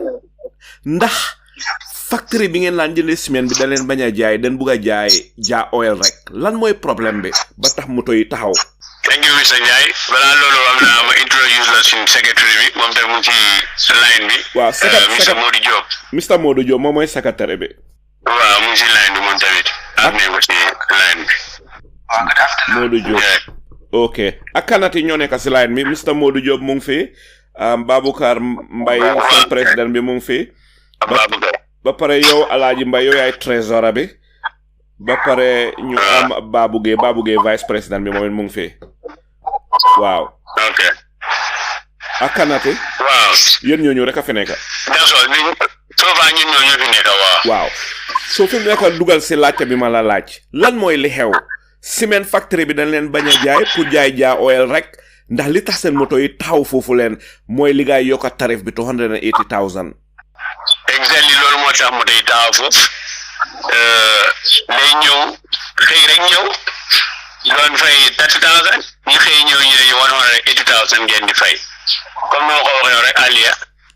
loolu bu ñu gisee ne su ñu ko yokkee su ñu jëndee ciment bi mën naa ñëw ba $560 ñu xam ne loolu jarul ñu indi ko ñu lanka ñu taxawal moto yi lu dara ñun ñoo bañ a fay loolu parce que fay bi ñu koy fay mënul dëppoo ak li ñoo liggéey ci réew mi fii waaye usine bi wala factory bi Sénégal amul benn problème ak ñun waaye ba léegi ja oil moom ñun jaaxal nañu ndax moom mi nga xam ne moom moo taxaw ñi protéger wala dañu wax ne ñi ngi bokk na si ñi tax ñi protéger ciment bi bu mu dugg Gambia ak ñi nga xam ne dañ foog ne ñun waruñu wéeru ci gaal ci Sénégal gaweel mu ngi dem jële ji ciment bi Sénégal wala ba di ko jaar fi ñu jaar romb fi suñ moto yi ñu paak ko moom mu romb suñ moto yi dugal suñ drive yi fanaan fa apprenti yi fanaan fa amuñ lekka amuñ toilette amuñ dara ñoom ñi jaar ci booro bi cross ñëw dem ba ci factory bi wàccee sombaak si yéen am parce que amuñ lu doy soo fayee ñu ne la xaaral moto yaa ngi ñëw su moto yi ñëwee ñu jaay fu mu em ñu ne la nit ñi xaar leen beneen yoon lii moom dafa make sense I can see because su nekkoon ne sax mu ngi am kii amount sax ñu ne kii dañ ko bëgg a dimbale mu jaay bu dee yow run out of stock amuloo ñu expliqué ñu ne la yow kenn yow yaay dem di uti di ñëw di jaay ñoom ñëpp ñu toog di xoole lii kan moo mën a interpréter lii wala kan moo ko mën a understand. ma bëgg a xam rek Alaaji factory bi ñu ngi leen a jaay factory bi nangu leen pour jaay leen ndax nanguwul pour jaay leen. bu baax factory baa ñoo jaay right now nii factory bi mu ñoo jaay bañ tey ak moto yi ñëw am na ñoo xam ne seen ciment bi ci factory bi sax jëlaguñ ko ñun ñu ngi am yu ñu indi ak si ñi nga am tamit ciment boo xam ne mu ci factory bi ak si jëlaguñ ko. waaw kon factory bi mu ñoo jaay. waaw Modou ñun yi tamit mu seen garantie yi doon liggéey ak factory bi mu ngi ko wóol ba léegi mu ngi ko amee. waaw te loolu bu la ko factory bi di jox tamit ciment la koy joxe. waaw problème bi am. Modou équipe bi ñu tegal ñu fay ko te ñoom seen jubluwaay ci woon équipe bi du yokku tax revenue Gambia boo dem koo si revenue loss la mooy jural Gambia ku nekk xam na ne suñu waxante digga last depuis on naa ko di last time from January to April so calculated the number of months in Africa per month ñaata leen liggéey compared to April and May ñi nga xam ne daanute am na si revenue Gambia bi daanute bu rëy am na fa parce que ñun suñu calculated ne we employ the association has employed more than 300 trucks calculating 300 trucks at least we each truck dinañ am 8 trips in a month so therefore ñun dañ mun a am 2,400 trips so 2,400 trips so ko multiply by 30,000 trip bu nekk ñaata million la ñu dugal ci custom bi more than $70 million can approve na ne there was a time 2120 fevrier bore bi mu doon collect ay $6 million waaye léegi daf dee collect ba more than $50 million or $35 million so rombee ci loolu noonu soo demoon ci bridge bi ñun 2,400 trips ci bridge bi each trip bu nekk dafa nekk $4,000 loolu is $9,600,000 soo jëlee tamit the number of liters being used in fuel 2,400 trips by 400 liters dafa jël 960,000 liters so 960,000 liters government is benefiting in each liter of fuel $21 minimum. That alone is $20 million, $160,000. We have evidence like Limba Barki Dimba, I'm the Bena Brom Isansere, Hamna customer Sabrom Arafala, Mundo Joy, Mom de Verusta, Paskivina, Boss of Limba, Korea Brom Arafat, Mosha on Gay, Brom Arafat, knew the gender fuel belly, social to the drop Bohamne, Momsija Mango, the Birusu Yobu, Lila Jai. So, loolu soo ko gisee rek di nga xam ne mu ngi commencé di laal économique bi bu baax so kon ñun gisul any other reason lu tax ñu war a stop moto yi wala lu tax ñu war a ñëw yokku fay bi from $30,000 to $180,000 lii métti na trop suñ ko tegee ci kaw Gambians ci Gambians ci leen ko teg sax tegu ko kenn ku dul Gambians loolu mooy li nga xam ne moom moo fi xew ba moto yi taxaw muy ñëw duga jërëjëf Alaaji Mbay Alaaji bala maa dem si Modou rek ma bëgg laa laaj am na ñuy wax ne Hamidou Dia dafa demoon Sénégal si cement factory bi pour bëgg a defa ñoom agreement pour factory bi di ko jaay moom rek waaye factory bi dañ bañ lan nga ñu mën a wax si lii lu am la am déet waaw loolu moom amoon na yàgg na teel na am waaye comme factory bi bu muy coow mbooloo ak keneen nit dañ bañ loolu te it lu waaye Sénégal mayut ko ku ñëw di jënda moom mu tedd ne du la jaay so exclusive bi di moom noonu amul fii ñun xam ne loolu amul ci trade loi bi ba nga xam ne mun na ko activer yooyu gars yi tamit bañaloon nekk ko waaye su amoon loolu ñu kon ñun ñëpp doon toog ñàkk so loolu mooy li fi xew comme ni ko doon waxee rek ba Abacar foog naa si ginnaaw wax na ko fi daa wasi taay jaaweel bu moo ñëw ak salaam di dem Sénégal di fa jëli ciment bay den gasem Bambo ciment mu ngi fi te ñoom dañ ko romb Bambo ciment romb fi gasem dem ba foofu noonu jëli fa ciment lu tax ñu romboon gasem fii dem jëli fa ciment lii mosoon na fi am Jumpex ak gasem amoon na fi ndax nopp moom ak borom waaye teewut gasem mu ngi ko doon stop Jumpex pour mu indi ciment ci dëkk bi parce que loi mayewul ko this is a free trade market ñu demee code bi tamit Jumpex moo mujjee wiin gasem so ñun lii gisuñ dara lu dul ne kumba am ndey ak kumba amul ndey ñoo fi nekk ñun ñëpp dañ bokk na juddoo ci réew mi we are all citizens we think we all have equal rights and no one is above the law waaye ni ñu nekk di gisee nii ñu gisuñ suñu bopp ci réew mi gisuñ suñu bopp ci benn boor boo xam ne nii dañ naan lii xam ne ñun we are Gambia because liñ fi gis nii rek moom dalu suñ xel bu baax a baax a baax nga nekk ndaw nga waroon a jaar bi baag wii bi jaaruloo baag wi nga waroon a nekk si drogue bi rek defloo dara jërëjëf Alaaji xaaral ñu may ñeneen ñi dinaa ñëwaat si kanamee tuuti xaaral ma ñëw si Modou Diop Modou Diop yow yaay secrétaire bi Modou yow lan nga ñu mun a wax nag lan mooy sa jàngat si li nga xam ne moom la Alaaji Mbay ak Babou Gueye ak Baboucar Mbaye wax lan mooy ci sa jàngat lan nga mën a yokk ci waxtaan bi. Yeah, Malika, thank you very much for the opportunity to speak to you about the challenges that you're having in face me. The issue is very basic. I'm gonna government in Gambia their rationale trade minister the rationale and be more ne dafa bëgg protect domestic manufacturing. What the law no already is false. It's a false premise parce que amuñ domestic manufacturing. So we say Gambia doesn't manufacture cement. Parce que cement in Gambia is imported. So no, it's the first thing law hamne. In fact, you agree on that fact. But for the so say press release with Jar Oil, Salam Njie, Gasam, they already admitted that they're importing from Turkey, Morocco. But for the Gasam previously, they've done import from Portugal and Spain. Recently, Gasam Njie from Jar Oil. So Jar Oil is a galambit, of course, Jar Gasam as well. What the law is also very unfortunate because Jar Oil as an organization that certain benefits through GAIPA. So now they also benefit from certain investment incentives. So especially Gasam Dafa from Jar Oil, already Gasam leverage loophole, pull those same benefits even though Gasam is not entitled to Lolo. But when Gasam then turns around, Mujai the same thing, the same cement that boom generates Jar Oil, $30 is more than Jar Oil. So this whole issue is a scheme ladal. Pool make sure that Jar Oil can be the sole importer of cement because Jar Oil is importing cement from Spain, Turkey and Morocco. So legi lan mo tangur bi wara wahne. Okay, ñun dañu wahne kini is the only one that can bring it in. Yen mun len ko isi. Parce que so gise pour gagner indirect tax parce que indirect tax la on the consumer. So say indirect tax bu melni ni ñom xam nañ ne o na len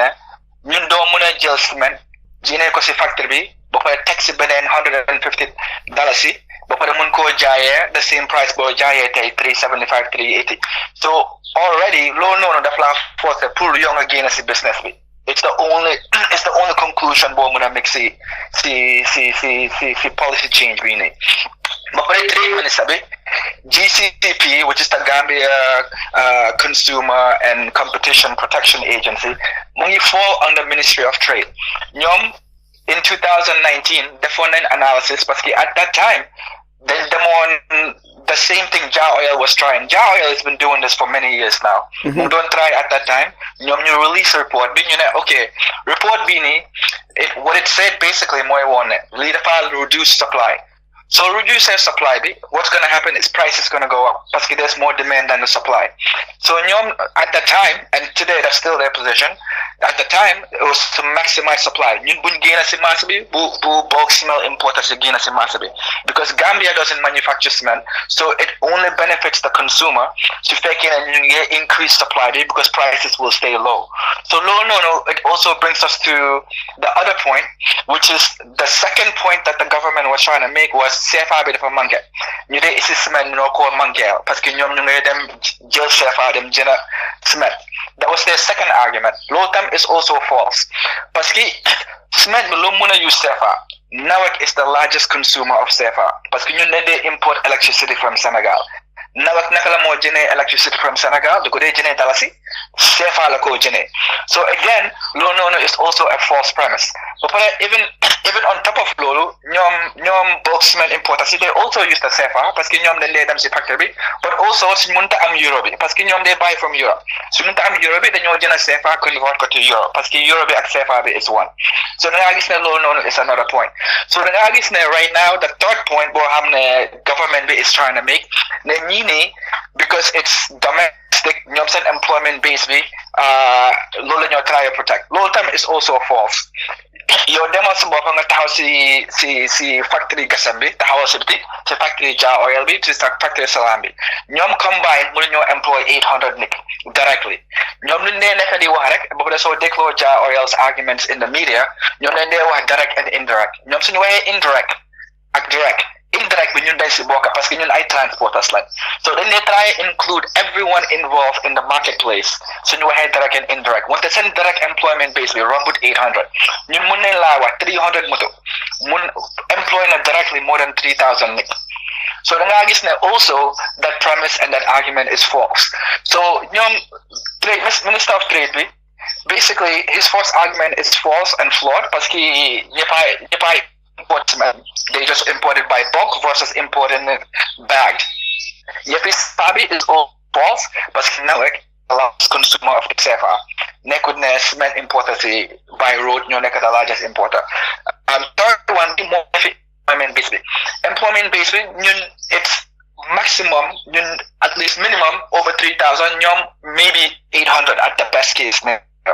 So the next low term is also false. But then finally, yefi tax and tax revenue, tax contribution is very important. Look at Mr. Alajim by the minimum, is 70 million. Minimum. No, many company half a motor is it that much in the industry. So the next is tax revenue is not even the same. But lastly, the biggest challenge Monica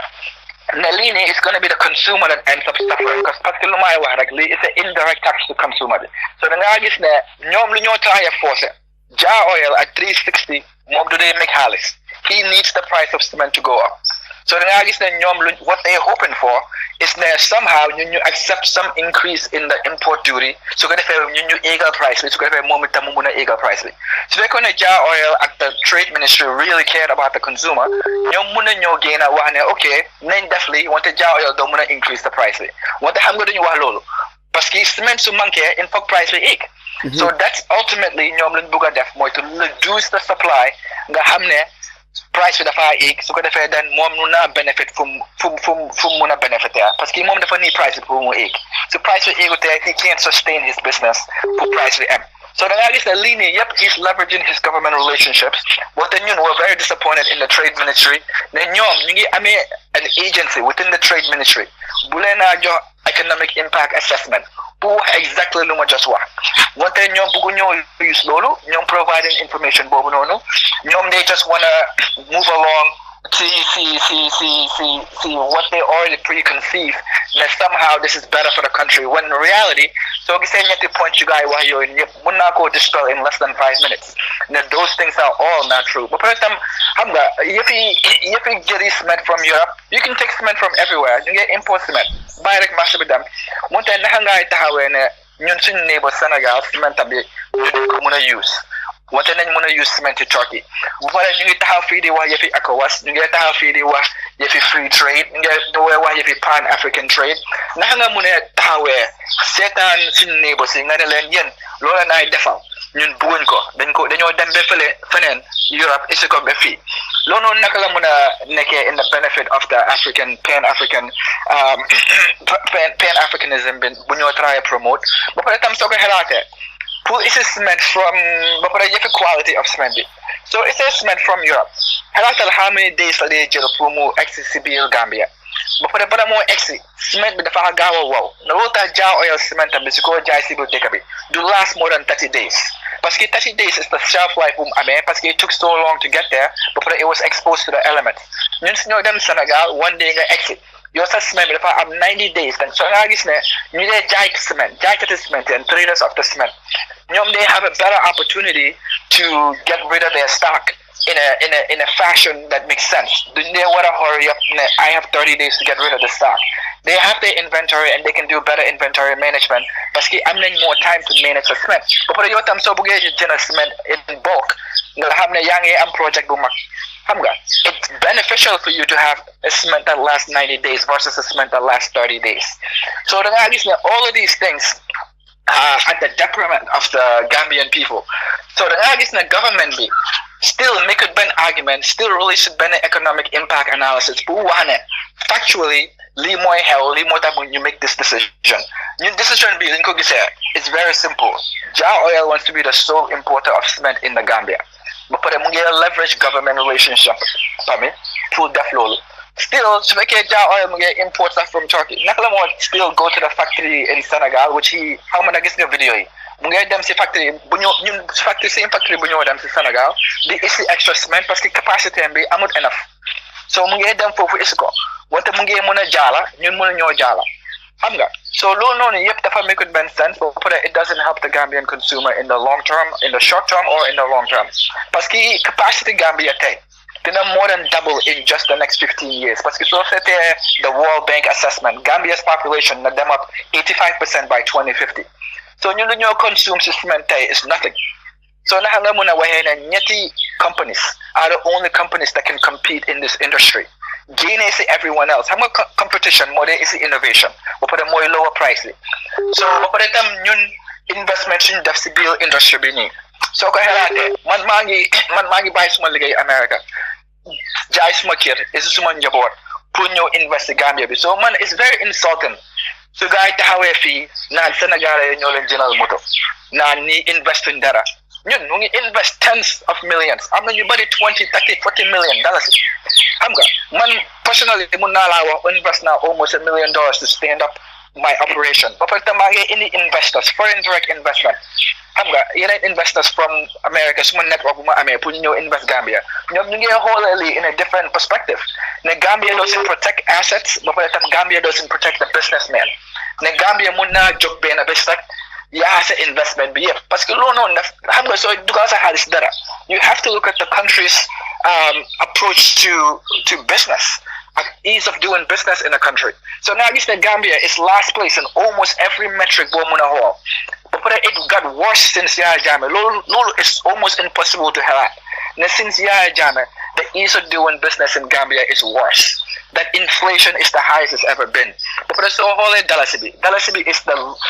most devalued ñun suñu lifetime against the dollar against the euro against the won against any currency boo mën a gis yëpp mu ngi daanu boo xam ne sax mënuma koo explain ne every metric we measure yow naka nga sa dëkk bi di defee business ak naka la business environment Gambia is in the bottom 10 so da ngaa gis ne léegi nii lu waral loolu is these same policies yu ñoo def nii make it ben sense other than it's only there and it's designed to benefit one or very few people so da ngaa gis ne ñun foofu lañ taxawee ñun dañu xam ne ultimately nit ñi dañoo si boor parce que capacité bi su daanoo price bi dafa éeg ba pare so da ngaa gis ne ultimately consumer bi mooy suffer ñun suñ génnee si marché bi consumer bi mooy suffer parce que nga am ñetti nit yoo xam ne they control the whole industry dañoo collude on price la loolu moom mun naa koo guarantee but mun naa laa guarantee ne cement price in a few months time na over $500 su fekkee ne lii nii stoput wata ñun day foofu lañ ko gisee ne nii ultimately trade ministry bi policy bu moo defal nii is designed to make Jah Oil the sole importer of cement it's important parce que ñun ngee wax he's importing cement just like we are so ñoom amuñ benn basis to make this policy change parce que everyone is importing cement so ñun day foofu lañ ko gisee daal ndeysaan Modou Diop li nga wax nekk na lu daw yaram te mun naa la wax ne Gambian yu bari ñi ma waxal loolu leen ko gisee ne government bi dafa bëgg a féevoo Jah Oil jox leen féevoo pour Jah Oil monopolize the cement business at the expense of the Gambians and their families te li nekk na lu daw yaram waaye xam naa ne read nga press release bi nga xam ne moom la Association of Gambian Manufacturers dal di binda su ne Association of Gambian Manufacturers nag du ñen ñu dut Jah Oil Salam ak Gazem dafa am lu gaay wax ma bëgg a xam ndax liñ wax nii dëggalam de dama bëgg a xam lan moo si sa gis-gis yow Modou Diop yow mi nga xam ne yaa secretary Cement Importers and Traders Association li nga xam ne moom la Jah Oil ak Salam ak Gazem wax si turi Association of Gambian Manufacturers ñu ne li nga xam ne moom la Gambia soxla mooy 100 to 110,000 bags a day so mu ne ñoom mun nañoo produce loolu ñoom mun nañoo produce 185,000 bags of cement a day li nga xam ne moom la Gambia soxla mooy 100 to 110,000 bags a day lii mooy li nga xam ne moom la Jah Oil wax ma bëgg a xam ne Modou Diop ndax liñ wax ni lu dëggu la am déet waaw xam nga loolu ñoom seen estimate la of the consumption wante lu ma la mën a wax mooy ñoom amuñu capacity bi to def loolu Salam mënta supply more than 5,000 bags to 10,000 bags a day loolu is not possible te Jah Oil mu ngi import Gazem mu ngi import so su fekkee ne ñun ñëpp a import dafa ba pare consumer choice bi bu fa lan la mata ndax ñoom ñu ngi jënal ñun suñu import bi ndax importer Jah Oil ultimately consumer bi dafa bëgg a choice dafa bëgg a decide boppam cement bi laa bëgga grade bi laa bëgga price bi laa bëgga fay xam nga su fekkee ne ñu ñëpp ñu si marché bi loolu noonu that's where the consumer has a choice wante léegi la ñoo def mooy eliminate choice boobu noonu pour consumer bi loolu la government di wax dañoo eliminate choice boobu su ko defee léegi nga am these three manufacturers ñu wax ne mun nañu supply capacity man lu ma mën a wax nit ñi mooy su fekkee ne ñoom dañ am capacité bi lu tax Jah Oil li dugal bill Sénégal just this week pour jëni more cement su fekkee dañ am capacité boobu noonu xam nga ne amuñ capacité boobu noonu suñ amoon capacité boobu noonu tam lu tax price cement bi war a éeg price cement bi soo demee si provinces is already $30-40 is higher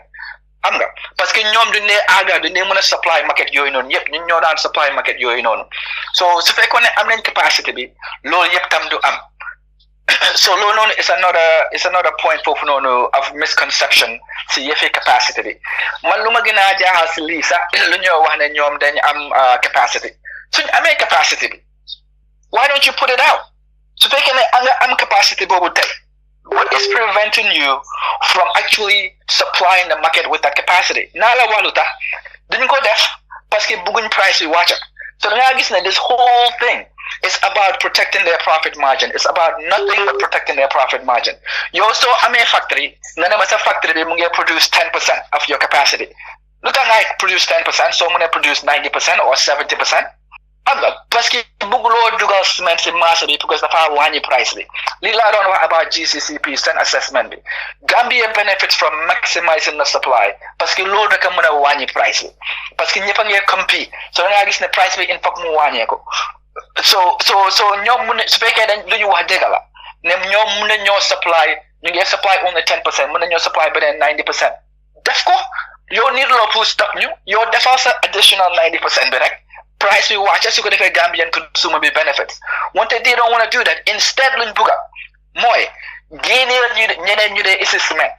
soo génneel ñeneen ñu dee isi cement man mun naa increase ma capacity bi slowly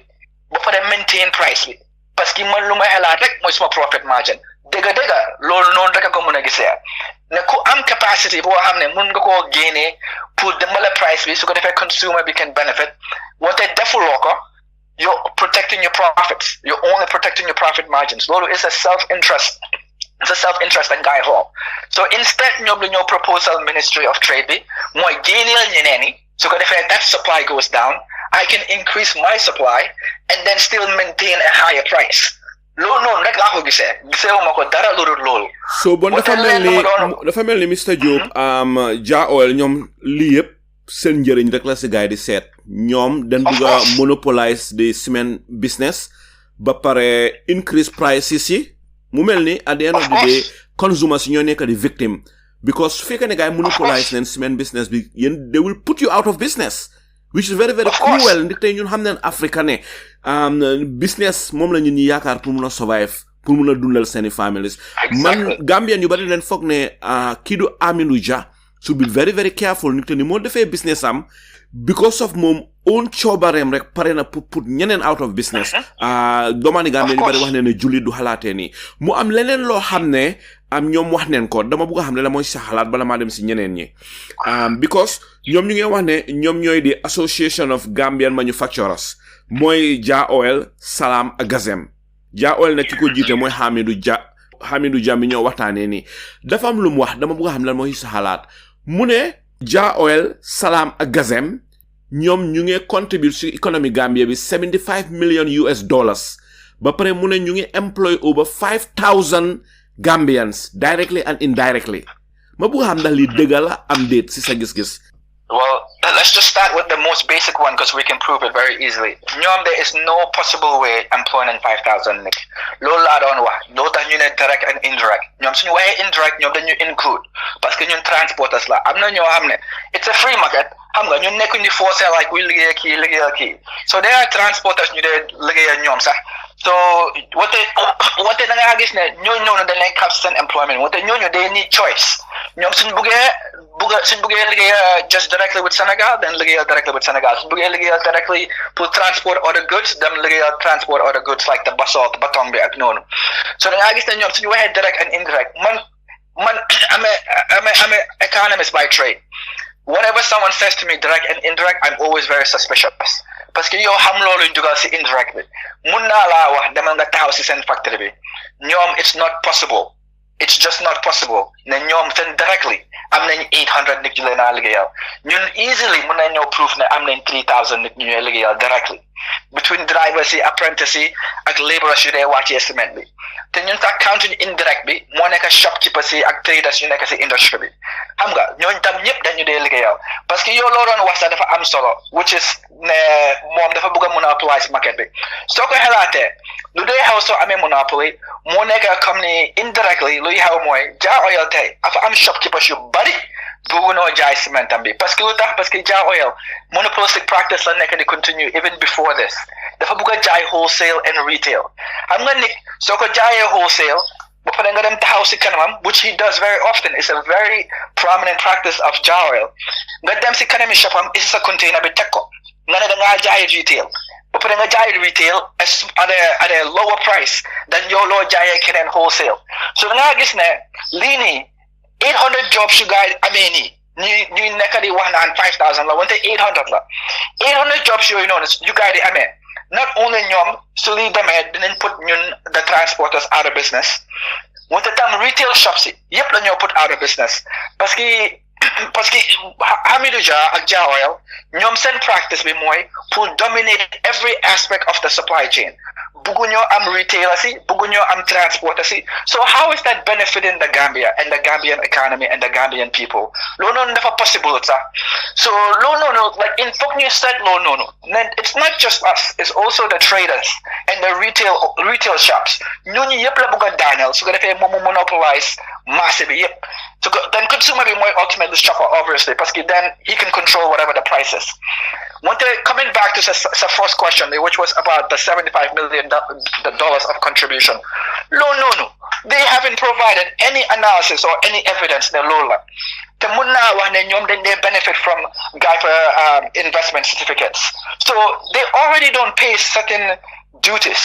xam nga so man dama jaale sax fan la loolu jógee number boobu noonu ñun mun nañ laa wax Alaaji Mbay bu mu doon wax nii explainer la 30,000 la ñoo fay benn moto buy jaala based on how many trips dañoo fay 4,000 pour jaala si bridge bi dañoo fay $22 per litre of fuel buñ consume moto bu nekk na consume 400 liters of fuel pour jaala ak ñun so ñun it's very easy ñun we're very transparent ne ñun suñu analysis bi fii lañ ko jógee jëlee xam nga ñu ngi compter more than 300 almost $500 million la ñoo contribute ñun directly to GRA xam nga loolu noonu before ñun suñu taxes suñu quarterly taxes yu ñoo fay suñu employment taxes ñoo fay suñu social security taxes ñoo fay so da ngaa gis ne loolu is the smallest form of our contribution ñoom fan la seen $75 million bu gars yi wax ni jógee lu tax duñu ko wax or explainal nit ñi okay here's how we get to 75 million mënuñu ko wax parce que xam nañ ne they elaborated on that number ba pare tam ne number boobu noonu suñu ko waxee ñun we can dissect it ourselves and say wow okay dégg la or du dégg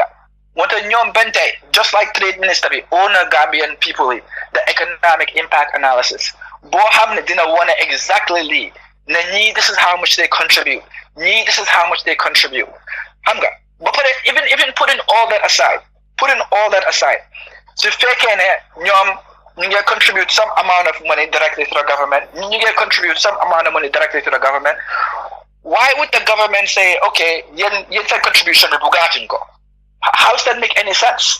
ba pare naka la ko government di replace xam nga how does that make any sense in fact ñoom ñu ñëw ak evidence ne here this is how much we contributed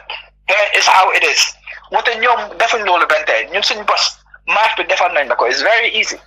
ñoom seen math bi kenn xamul fu jógee mu am rek lu ma bëgg a laajte waat Mr Diop bala maa dem si ñeneen ñi ndigte am na lu gaay ñu ngi leen a accuse mooy Association of Gambian Manufacturers di Jah Oil Salam ak Gazem ñu ngi leen a accuse yéen ñi nga xam ne yéen ay Cement Importers and Traders Association accusation bi mooy ñu ne yéen foreigners si ngeen a liggéeyal te li ngeen si jublu xaalis bi ëpp doole gi yëpp mu ngi benefit foreigners si du benefit Gambian si te yéen li ngeen a def dafa kill seen industrie si moom Hamidou Jah mu ne saa yoo xamee ne Jah Oil dugga na si cement business bi rek price bi daf dee wàññeeku saa yoo xamee ne génn na si business bi rek price yi dal di gën a seer mu ne loolu lim firndeel mooy ne bon moom lim dee bokk si business bi daf di wàññi price si ma bugg a xam rek li mu wax ni dëgg la am déet lan moo si sa gis-gis. Wow, so it goes back to the very simple statement which is the government only the government should only be pushing for maximizing supply. Ñun suñ génnee si marché bi supply bi dafa wàññeeku so of course price bi dafa éeg wata suñ dugaatee si business bi price bi of course dafa wàññi parce que supply bi duga na so it's in the same way ñoom suñ génnee si marché bi supply bi dafa wàññeeku so price bi dafa éeg suñ dugaatee si marché bi supply bi dafa wàññeeku bu pare price bi éeg so nga gis ne benefit of Gambian si pour kenn génn si marché bi parce que yëpp about supply la ñun suñ si génnee supply bi dafa daanu price bi éeg moom su si génnee price supply bi dafa wàññeeku price bi éeg xam nga loolu noonu la demee su kenn génnee supply bi su wàññeekoo il faut price bi éeg so kenn warut a génn si marché bi ñun ñu maximize supply bi loolu rek a mën a wàññee price bi moom ñun nekkuñ fii di wax ne Hamidou Dia na génn si marché bi kenn waxut loolu la kenn waxut ne Gassam mu génn si marché bi kenn waxut ne Salah mu génn si marché bi parce que loolu noonu dafa wàññi supply bi which means the price will go up so da ngaa gis ne moom lu moo wax is only looking at it from one way so c'était reciprocal bi is also true ñun suñ génnee si marché bi parce que supply bi daanu na so moom dafa try a twist ba pare wax things in a way loo xam ne it makes it sound like ñu ngi def something that's not at the benefit of the Gambian people wante lii nii soo ko xoolee only thing lu mu war a wax mooy su supply bi wàññeekoo matawut su Jah Oil génnee si marché bi matawut ñun suñu génnee si marché bi su supply bi wàññeekoo price bi il faut mu éeg so loolu la ñoo try a argue right now ne moom lu moo wax ne moom su génnee si marché bi because the supply is going down the price is going up it's the same way ne government bi lu moo wax ne yéen génnalee si marché bi supply bi dafa wàññeeku but the price bi éeg so it's the same thing but moom mu ngi try a manipulate Gambian public bi parce que gars yi nekkuñ di pay attention to this very closely ne waaw man su ma génnee price bi dafa éeg of course because the supply is lower just like ñun suñu génnee si marché bi the same exact thing is going to happen parce que supply bi is lower so price bi is going to go up so loolu noonu daal is basic economics rek la wante mu ngi koo try a twist in a way to manipulate the Gambian public mel ni comme ni ñun de nekk ay dof mënuñoo analyse anything loolu la foog ne ñun nekk ni pay attention to lu moo wax wante exactly lu moo wax it's what we want to increase the supply so government lu tax ngay wax ne ñun duñ mën a nekk si marché bi pour increase supply bi xam nga so loolu noonu is one wante mën naa delluwaat sa beneen point bi man it's very insulting ne ñoom ñu ngi wax ne ñun ñu ngi benefit other people ne nekkuñ di benefit suñu boppa yow loolu dafa make sense yow kan mooy dugal business pour benefit just other people and not benefit yourself as a Gambian and your family as a Gambian, your employees as a Gambian. Loolu naka la make any sense? Man $1 my story. Man investment you might have, sacrifice you might have. I'm not the only one there. I'm not ñu bari musu ñoo génn Gambia sax ñoom dañ jaay seen land bi dañ jël ay loans ñoom ñu invest in their own fleet of trucks pour dugg si business bi lu tax ñoom seen investment bi lu tax the government bi xeeb loolu ne leen yéen seen investment sacrifice boo leen def jaay seen land bi dugal seen family into financial debt ne loolu noonu is not important only Hamidou Dia lum def moom la lañ care about moom investment lum def rek a mata jërëjëf Modou soo tegee foofu sa baaraam rek naa ñëwaat si kanam tuuti fi mu nekk Baboucarr Mbye di président bi wax na Babou Gueye vice président wax na Alhaji Mbye trésorier wax na Modou Diop secrétaire wax na kan moo nekkaat si biir ku waxagut Seet Thiam. He's a member of the association. Okay, Seet Thiam. Waaw Seet ma bëgg laa laaj rek Seet lan mooy li nga xam ne mooy xew su fekkee ne Cement Importers and Traders Association génn neen si marché bi njëgi ciment dina wàññeeku na dafa yokkeeku ba pare ma bëgg a xam tamit su fekkee ne kii di Hamidou Dia Jah Oil génn na si marché bi ndax ciment dafay yokku na dafay wàññeeku ban organisation kan si yéen mooy ki nga xam ne bu génnee si marché bi rek ciment dina wàññeeku ndikte ciment bu wàññeeku leen bugga ndikte liy jëriñ consumer si liy jëriñ doomaani Gambia ni mooy li am solo so ma bëgg a xam rek lan mooy sa tontu si lii ma laajte. waaw xam nga supply bi moom su loowee rek prices bi dafa dem up te soo ko bàyyee xel si over the years man yàgg naa si business bi for 3 years now te te am na time bi nga xam ne during the pandemic ñun ñu ngi doon supply te jaa nekkutoon si biir marché bi waaye try nañ ba balance the situation ba nga xam ne try nañ ba ciment manqué wut si biir li fi mais te prices bi was very stable. Prices bi at that time ñaata la woon. xam nga time moom CFA bi nag mu ngi woon a little bit down. So da nga gis ne am na time moom ciment demoon na ba between 295 am na time 295 to 300 wholesale price bi. Okay. So léegi wholesale price bi ñaata la fi mu nekk. No, currently wholesale price bi dem na ba 370. So gis nañu ne dafa 375 is because of borom leverage ñoo si tek $5 pour saako bu nekk bu ñoo wàccee. Ba pare plus mu mel ni wholesale si su ko gaay jëndee fun jaar rek yokkaat si pour mun koo jaay retailer si du dëgg. Retailer si ñoom ñoo si dee yokka. Waaw ñoo si dee yokka exactly. Waaw. Okay. Seet caam la seet dama bëgg rek nga wax ma Hamidou Dia bi mu duggee si mbiri ciment gi ciment dafa yokku nda dafa wàññeeku njëgi ciment. No, Hamidou Dia bu mu duggee si ciment currently as we speak come as of today ciment bi fu mu nekk nii ku nekk lu la neex na nekk di jaay because price bi dafay éeg because we are taking ñu bari ñuy jaay they are taking advantage of the scarcity of cement in this country so because of cement amul price bi dafay éeg. Because lu government bi di def mooy ñun dafa amee great market share bi nga xam ne ñun ñoo ko amee te Jaa Oil gaala bi lu moo indi mu tax li fi ne because yow Jaa Oil su ko bàyyee xel benn vessel lu moo indi ñun lu ñoo collect benn weekend from Sénégal example more than 300 trucks lu ñoo collect moo ba benn vessel bi lu moo indi. Ok yéen 300 trucks ma bëgg a xam rek ñaata trucks moo dee dugga si Gambia full of cement every day ñaata trucks. Waaw xam nga Sahel moom during the weekend dañ tey mën a load more than 300 trucks Sahel rek. 300 truck bu nekk daf dee load 1000 bags of cement. 50 tons truck bu nekk mu ngi load 50 tons. Ok su ñëwee 50 tons yooyu xaaral ñëw si bags of cement bi truck bu nekk 1000 bags of cement la dee load. Waaw. Ok yéen di ngeen dee mën a dugal 300 trucks si weekend bi yaa ngi miin samedi ak dimanche. From only Sahel sa ko si mbokku dangu de bokkut. Ok waaye dafa am lu Hamidou Dia wax Hamidou Dia. sorry su dee mën naa laa dimbale. waaw dimbale ma foofu go ahead Alaaji Mbaye la boo déggee ñu doon wax sa 300 trucks. waaw pour average la wala standard. parce que ñun bu ñu la wonee 300 trucks we have evidence soo demee ci factory bi itself in Sénégal daf dee am liste bu fa dee nekk for the export list bi. moo dee carré di number of trucks yi ñu war a load pour ñu dem export so foofu noonu leen dee confirmer ne ñu we are up to 300 trucks because number yi daf dee dem ba over 300 waaye nekkul ne ñun ñëpp Sahel leen di jëlee am na ñoo xam ne dañ dee jëlee Sococim am na ñoo xam ne dañ dee jëlee Dangote dëgg la ñun Sahel lañ gën a miin moo tax sax ñi mention ay 300 trucks lu dee mën a wax tamit par dee ñaata trucks la waaye lu dee xam rek mooy moto bi moom lu néew minimum war naa mën a am 8 trips in a month ñun loolu xam neen ko ñun ñu dee operate business bi xam neen ne moto bi minimum lu moo score in a month is 8 trips so loolu moo tax ñuy calculated obviously ne 8 by how to call it 300 ñu mën nañu score let's say 2400 trips in a month so basically noonu la di demee. ok but mu mel ni li Jaa Oil di wax ne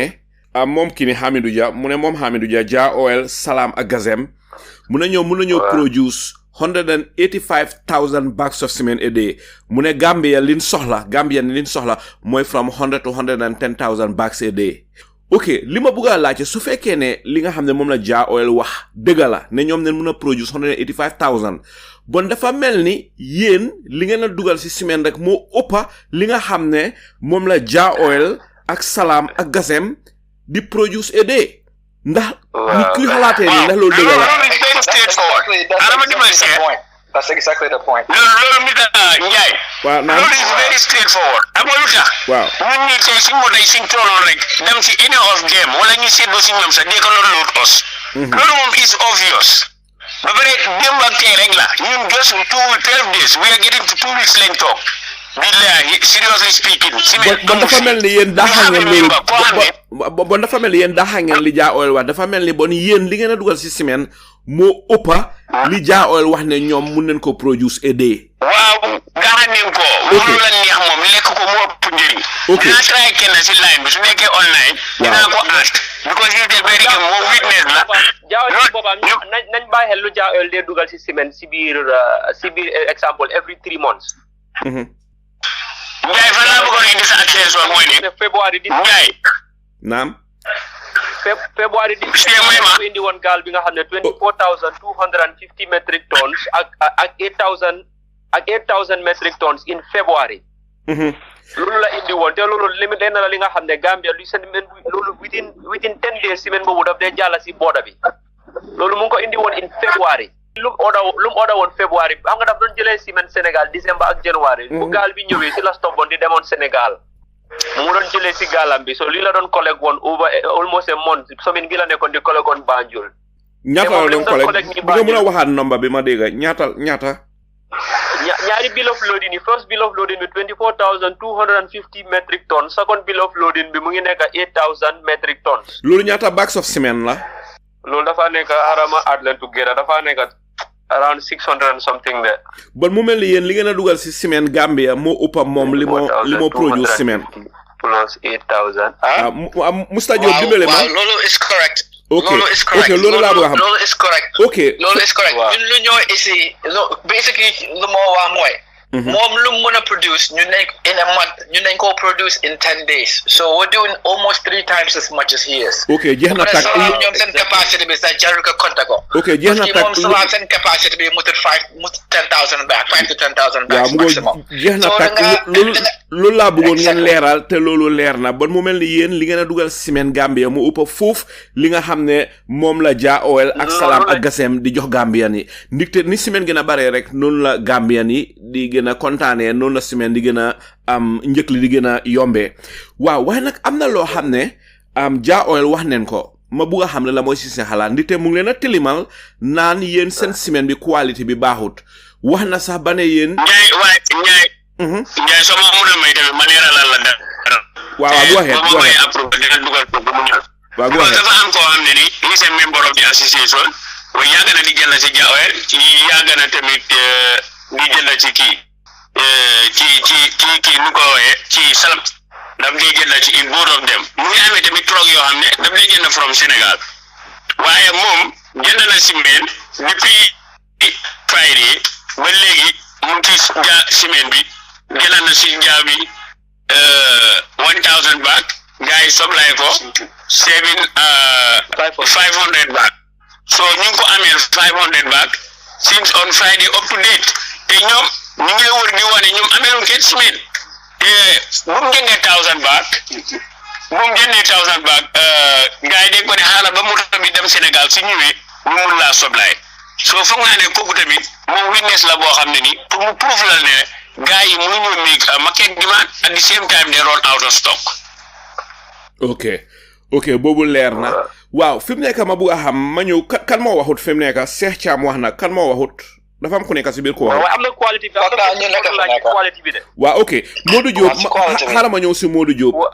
because time a ngeen dem fi nekk ma jël ñëw si Musta Diop li ma bëgg nga leeralal ma mooy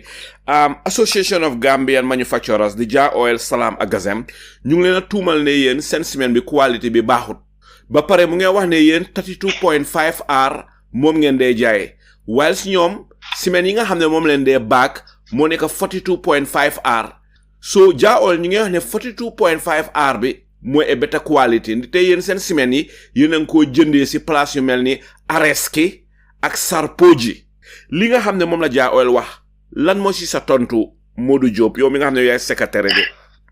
waaw ñu starté from nit ñi understand grade cement bi right now Portland bi there's 2 grades mostly more prevalent in the market moo nekk 32.5 ak 42.5 léegi recommendation bi mooy su fekkee da ngaa jël build sa kër normal kër sa foundation bi nga defee ko 42.5 parce que foundation bi dafa gën a dëgër moo tax sa rest of the house bi nga bindee ko 32.5 loolu mooy general recommendation bi so def story buildings it's a different story you have to use a different mix of grades to accomplish economics boobu ga moo tax lu ma la mën a wax mooy Ja Oil man suma boppa dem na am naa customer boo xam ne man maa ko dee supply ñoom lu ñoo wax yëpp fan la man mun naa supply 42 suma buggee mun naa supply 32 suma buggee Alaaji Mbay lu mu doon wax yi fi Sahel suma fa demee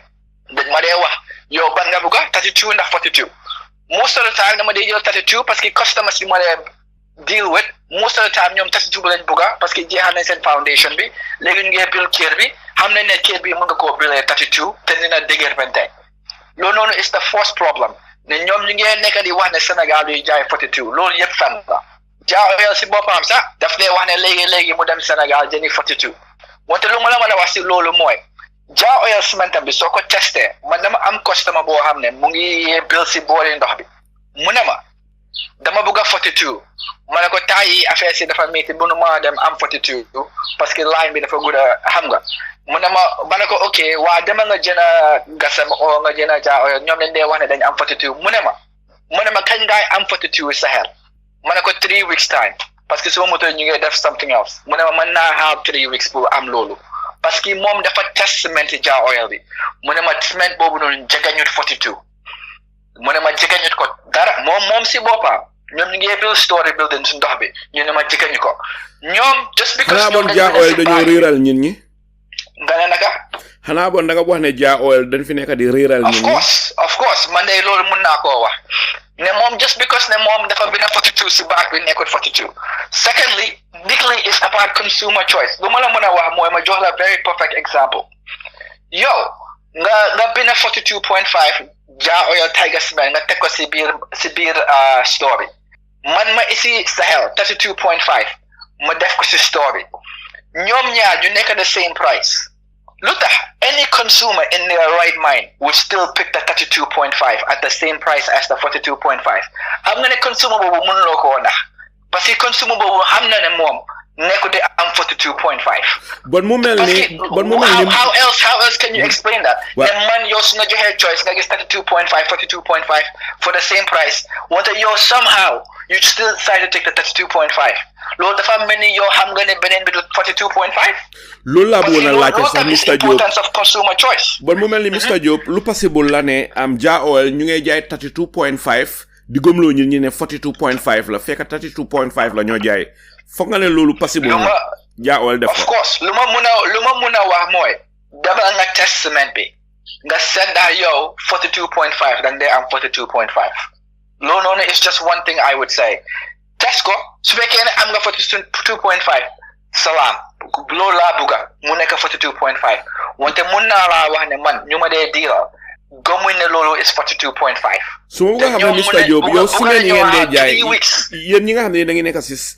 Cement Importers and Traders Association yéen seen ciment bi 42.5 la ndax 32.5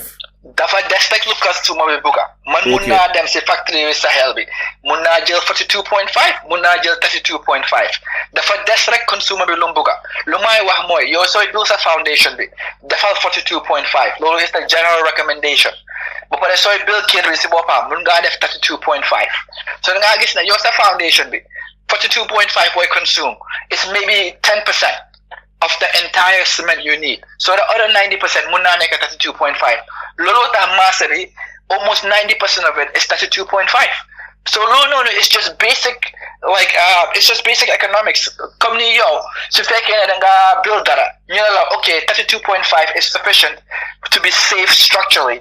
why would you then go buy a more expensive product wante sa nekko sa it's more expensive parce que lu may wax mu fa so demee si marché bi o nga dem si store bi ñaari product yi taxaw benn bi wax 42.5 benn bi wax 32.5 and the price is almost the same or is indifferent why would a consumer pick the 32.5 over the 42.5 good question loolu laaj bu am solo la is the importance of consumer choice. What the government will know we're going to remove the consumer choice. We're going to force you to buy Jah Oil cement and you have no choice. Modu mu am rek lu ma bëgg a laaj ndikte ñu bari diggante Adama Barrow ak Hamidou Jah Gambien ñu bari ñu ngi koy joytu ndikte gis ngeen bu yàggu ñu ngi jël $50 million jox ko am Hamidou Jah loo xam ne li Gambien ñu bari gis nañ ko ne nguur gi waroon naa jël 50 million bi tasaare ko xam nga jël 20 nit jox leen ko raade nga jël 50 million jox ko benn ñett soo si ngaatal daal diggante Hamidou Jah Adama Barrow ñu bari gisee neen ko ne dafa mel ni dafa am lu fa nekk moo tax bi mbiri ciment bi xewee ñu bari dal di ne gis ngeen Hamidou Jah ak Adama Barrow dafa am lu nekk seen diggante fi mu nekk Hamidou Jah si tànka yi nga xam ne fa la taxaw si lum jublu du dara ludut pour am monopoly pour monopolize ciment nga xam ne moom rek moom mooy am droit xëy na moom ak Salam ak Gasem pour di dugal ciment Gambia pour muy ko bénéfice du ñaaka xëy na am na ñeneen ñoo xam ne nañ ci bénéfice tamit waaye moom Hamidou Dia moom moo bëgg a monopolize di ciment so li Gambien yi di wax mooy ne li su xewee den Gambien yu bari dañoo toog duñ am liggéey ñu mel ni yéen ñi nga xam ne yéenay liggéey si Cement Importers and Traders Association bu yéen ñu bari seen business yi si will go off you will put out of business so lii dafa nekk loo xam ne lu daw yaram la ndigte problème su xewee da ngeen a toog waxtaan ko ndigte doomaani Gambien ñu ngi wax ne nguur gi waroon nañoo toog su ma ne nguur gi maa ngi miin trade ministre bi di ki nga xam ne moom mooy ministre bi Baboucarr Diouf waroon naa toog ak Hamidou Dia ak yéen ñu seet problème bi seet naka leen koo solfee ba nga xam ne na leen mun a bénéfice yéen ñëpp wala ñu seet li nga xam ne mooy bénéfice doomaani Gambie ñu def ko waaye su fekkee ne trade ministre bi mu ngi leen a daw bul am na lu ñuul lu si nekk so su fekkee ne yéen tey seen troc yi yëpp mu nga gaare then definitely lii bénéfice Gambien su fekkee ne Gambia government ñu ngi seet the interest of the consumers yi ñooy Gambien yi bu definitely war nañoo gaaw pour solve lii waaye su fekkee ne den bugg a mu bénéfice benn nit wala mu bénéfice nguur gi ak ñi nga xam ne xëy na ñoo see am seeni dogo am si xaalis tuuti ñooñu rek leen bugg a bénéfice bondoo problème bi duñ ko mun a solve te du mus di solve waaye ma bugg a xam rek naa ngeen gisee diggante Hamidou Dia ak kii di Baboucarr Diouf trade minister ak nguur gi si boppam te su ma ne nguur gi ki jiite nguur gi mooy Adama Barrow xam naa nag ne yéen doo leen bugg a dara loo xam ne luy métti la si Adama Barrow ni te ragal nga ne xëy na mun na fay jógee sax gën a jafeel mbir mi waaye nag doomaani Gambien ni nga ko gisee mooy Adama Barrow ak Hamidou Dia ñi ñooy problème bi Baboucarr Diouf moom am trade ministre bi moom sikkim gesto ko yóbbuwaale rek moom lu ko Adama Barrow wax moom lay def waaye daal problème bi doomaani Gambien ni nga ko gisee ne mu nekk diggante Hamidou Dia ak Adama Barrow ñoom ñoo lënkaloo booloo nekk benn ma bëgg a xam ne la mooy si seen gis-gis. man fu ma bëgg a starter mooy ne man Gambien la xam nga am naa beneen passeport wante Gambien la loolu tax ma ñib si man patriot la bëgg naa Gambia dëkk bi dem askan bi dëkk bi dem bëgg naa Africa tam nekkul Gambia ya Africa si boppam Sénégal Gambia Guinée Mali ñun ñëpp ñun ñu benefit ba pare ñun ñu prosper so man dama bëgg a force wax ne man amul yëfi ragal Adama Barrow o amul yëfi ragal Kini or Kile su fekkee ne ñoom ñu ngi def something that's not in the interest of the Gambian citizen man ragaluma pour wax ne it's not in the interest of the Gambian citizen te lu ma la mën a wax ne mooy point yu gars yi make arguments pour trade ministry bi make ne ñu ngi protect manufacturing domestic manufacturing when there's no domestic manufacturing loolu fen la loolu moom day loolu mun ma ko leeral any other way ne loolu fan la parce que domestic manufacturing amul Salam the only company that does any kind of manufacturing daf they import 100% of all the input bu dee defaree cement so da ngaa gis ne ñoom ñu ngi wax yëfi Gambia trade deficit bi ak Gambia's trade balance xam nga which is the comparison of ñun luñ dee export ak luñ dee import loolu noonu lu change loolu change parce que ñëpp a ngi import cement Jah Oil dafa import cement 100% ba pare Salam the only one that does any manufacturing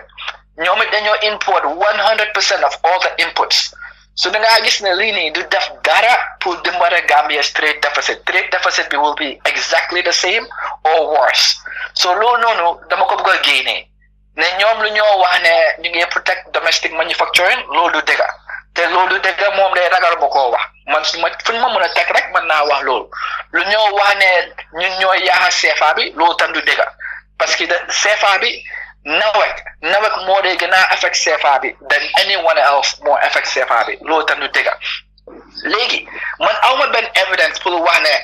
Hamidou Dia dafa dem def deal bi ak government bi awma evidence boobu wante soo xoolee facts yi xam nga soo xoolee facts yi I can only speculate and I can only deduce from the information ne ñoom ñu ngi ignore the true economic impact on the Gambian citizen for the benefit of one person loolu noonu is a fact parce que loolu noonu is a fact loolu amul debate amul dara ñun ñooy we bring more revenue we employ more people we lower the price by being in the market so génnee ñetti yooyu noonu yëpp lu des mooy Hamidou Dia is the sole importer of cement in Gambia bu pare gasam tam daf lay jënee from Hamidou so da ngaa gis ne is only Hamidou Dia ak Salam te wax nañ Salam ñoom seen capacity bi is nothing ñoom seen capacity bi mënut a satisfy benn province biir Gambia so léegi basically Hamidou Dia is the sole importer of cement wante tam soo gisee Hamidou Dia mu ngi si banana bi mu ngi si maalo bi mu ngi si oil bi yow mos ngaa gis oil yi Dia oil si fuel bi nga génne ko compare ko comme ni yeneen ñu nekk si marché bi ñoom façon oil bi ñoo jaf so nga gis ne Hamidou Dia is not looking for the best interest of Gambians he's just looking for his bottom line and his profit margin the government bi ñu ngi continue to prop him up so that he's the first one to know of any deal that's coming up he's the first one to get any kind of loans naka la government bi mën a génnee loan jël loan boobu jox ko benn exil Gambia te there's other businesses that qualify xam nga loolu yëpp mu ngi xew Gambia ne nekkuñ daf Gambia yi xam nañ dañoo xew man mënuma laa wax ne man am naa evidence anything lu ma la mën a wax mooy lii nii if you deduce from what's happening the actual premise of the argument of the government is actually flawed and factually incorrect ne loolu is the only conclusion I can come to ne government bi dañ bugg a Hamidou Dia nekk the sole importer of cement in the Gambia. jërëjëf when he's already the largest exporter of banana he's also in the rice moom he's just building monopolies ba pare he's leveraging his government relationships pour protect ko parce que su mu ngee compete si marché bi xam na ne mënut a compete so léegi government bi ñoo ko protect from his competitors su ko defee moom it he can pay back the loans bi fàttali loan bi daf koo fay moom loan sam yëpp is coming due so government bi tam has an incentive soo ko xalaatee pour make sure that Hamidou Dia is successful at the expense of other Gambian businesses. jërëjëf Modou wax nga very important points fi mu nekk dinaa may kenn ku nekk mu dal di wax dal di daanele foofu waaye ma bëgg a xam rek fi mu nekk leen concentré si solution bi di solutions to this problem because su fekkee ne waxtaanee nañu fi lii yëpp ndigte di nga gis ne ñoom Hamidou Dia ñu ngi leen a tuumaal yéen itamit am na loo leen a wax di ko sànni gaay so Gambia ni ñoom ñu confuse la fi mu nekk ñu concentré si solution bi pour régler li nga xam ne mooy li xew pour solve problème bi naka ngeen foogee ne noonu la ñuy mun a régler problème bi ma dal di njëkkee si Cheikh Thiam. waaw man moom suggestion bu ma am man ni ma ko gisee government bi war naa bàyyi market bi mu free ba nga xam ne every single Gambian bi nga xam ne di nga mun a def business sa dëkk ñun mun a try pour meet demand bi because ñun ñëpp dañu war a try ñu liggéey si interest si Gambia pour make sure ne Gambian si we have to be really fair to them Gambian si consumers yi ñu bëgg a sampa seen sampa waru ñoo def dara li nga xam ne dina delay gaa seen sampa bi te ñun tamit lu ñoo wax government bi ne na bàyyi xel bi ko ñun dañ gis ne dañ leen misinform of li nekk di xew te jiyaaree ñoom seetal nañ ne ñoom dañ mel ni bàyyi faala dañ indi executive order bi ni ñu jox leen ko ne ñu implement ko waaye laajuñ leen ñoom sa seen opinion laaj leen lan moo dee dugga wala laaj compagnie bunti Gambie yëpp yi nga xam ne foofu lay ciment ya ki ñi di duggee ñu check seen throughput bi xam luy dugga si biir dëkk bi xam ndax Dia Oil mun na koo supply also balaa ñoo jigéen loolu mel te Dia Oil te moom sa munuñ ko monopolize sal business am bi defal ko loolu because moom nekkul di only Gambian bu engage si trade bu mel nii te ñun tamit lu ñoo appeal from the government mooy fair play because suñ moto yaa ngi taxaw si border bi over 300 trucks ñu ngi taxaw si border bi on Monday the 28th of May bii ni Dia Oil ñëw mu romba ñu mu dem Sénégal mu di war a jël ciment di ñu rombaat ñu wàccee waat war a delluwaat Sénégal ñun loolu dañ ko mënta understand loolu ndax moom lu tax ñu war ñoo because law bi I think it should be for all Gambians waaye nga téye ñu ko ba pare Dia Oil ñëw di Roma di dem jëli Sénégal te moo leen waxoon ne ngeen jël di moom moo nekk di wax online and everywhere ne ñoom mun nañoo supply Gambia bi te ñoom amuñ ciment di ba dem Sénégal di jël ciment di ko indi Gambia di ñu romba foofu noonu. Cheikh ma bëgg laa laaj rek Cheikh ma bëgg laa laaj rek bala ngaa daaneel at this moment yéen seen trucks si ñu ngi gaare waaw li ma bëgg a laajte mooy ndax Dia Oil ñoom ñu ngi dem di jëli ciment di dugal Gambia while seen stock yi ñu ngi gaare lii mooy li xew am déet. waaw lii mooy li xew te nii la ñoo rombe suñu xeefi bot yi di romba di dem wàccee seen ciment di dugg Sénégal di dem di ñëw wàcce dëgg loolu daw na yaram fan ngaa daanelee Cheikh am nga benn less than 1 minute fan ngaa daanelee. dama bëgg a government bi mu represent all Gambians mu represent all businessmen ñu ñëpp dañoo liggéey si intérêt si Gambians yi ba pare mu make so ñu try market bi ñu bàyyi ko mu compétitif nga gis customers yi ñu mun a am price bu baax mun a am ciment bu baax ñu lu ñu mun a sampee dëkk bi mu dem kanam bi ko ci ñëpp développement di Gambia moo ñu tax a jóg ak intérêt si Gambia te ñu ñëpp ay Gambian lañ ay xale yu ndaw lañ fii lañ xosulee lu ñoo xosul yëpp ba dugg si business bii ni ba jënd suñu asset si di si liggéey ñun ñëpp ay Gambian amuñ kenn ku ñu finance from outside. jërëjëf Cheikh Thiam fi mu nekk ma dal di ñëw si Baboucarr Mbye mi nga xam ne moom mooy président bu Cement Importers and Traders Association Mr Baboucarr Mbye lan mooy sa mujjanteelu kaddu ba ana lan ngay ñaax nguur gi lan nga foog ne mooy solution si problème bi ko fi nga dal di daanelee foofu. kon li ñuy daanelee suñu kaddu rek mooy ñi ngay ñaan government bi mu dellu ginnaaw ci lim jël nii loolu la ñuy ñaan government bi. ndekte lii fii bu wut government bi fii bu wut Gambien si comme fiature bu Cheikh Thiam wax rek nan ko bàyyi su doon ne demande bi Gambien ni am nañ ko ñun suñ boppa duñ leen ko bañal ndax lu yóbbu Gambia kanam rek moo ñu amal solo mosuñee ñaan nit ñi ne ngeen kii pour ñu continuer ñun di indi déedéet mosuñu wax loolu duñ dem si benn plateforme di wax loolu ñu nekk di wax mooy comme demande bi dafa xaay te ñun tamit invest nañu si ba pare man ñu bàyyi ñu continuer liggéey bi nag mooy ñu teg ñu lu nga xam ne suñ ñëwee dinañ ko mën a jaay gañe dara mu oyof ci Gambien si loolu lay nekk di ñaan xanaa delluwaat ginnaaw tuuti rek gën a leeral Salla balaa ñuy dem mu leer ci sa bopp bi ne Gambie ñaari local industrie moo fi nekk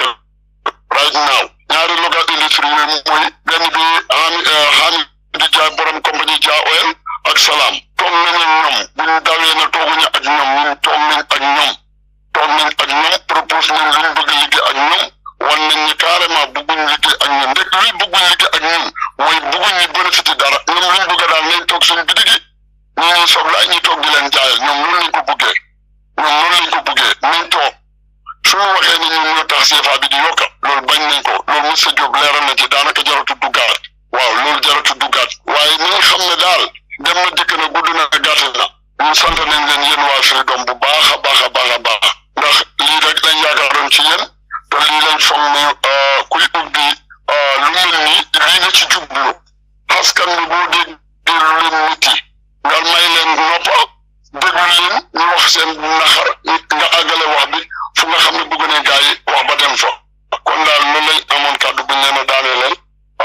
di leen jërëjëfal bu baax a baax asalaamaaleykum wa rahmatullah jërëjëf Baboucarr Mbye mbokk yi ki doon wax noonu mooy Baboucarr Mbye moom mooy président bu Cement Importers and Traders Association fi mu nekk ma dal di ñëw si Babou Gueye mi nga xam ne moom mooy vice président bu Cement Importers and Traders Association Babou Gueye lan nga foog ne mooy du solution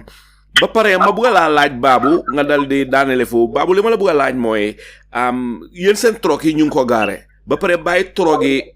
Jah Oil yi bàyyi Hamidou Dia moto mi du duga te lii nekk na loo xam ne lu daw yaram la ma bëgg laa laaj rek Hamidou Dia trogam yi nga xam ne ñooy jëli ciment Sénégal di duga si Gambia ñaata la ñoo fay. non foofu Njaay luñ la fa mën a wax rek ñun laajte leen foofu noonu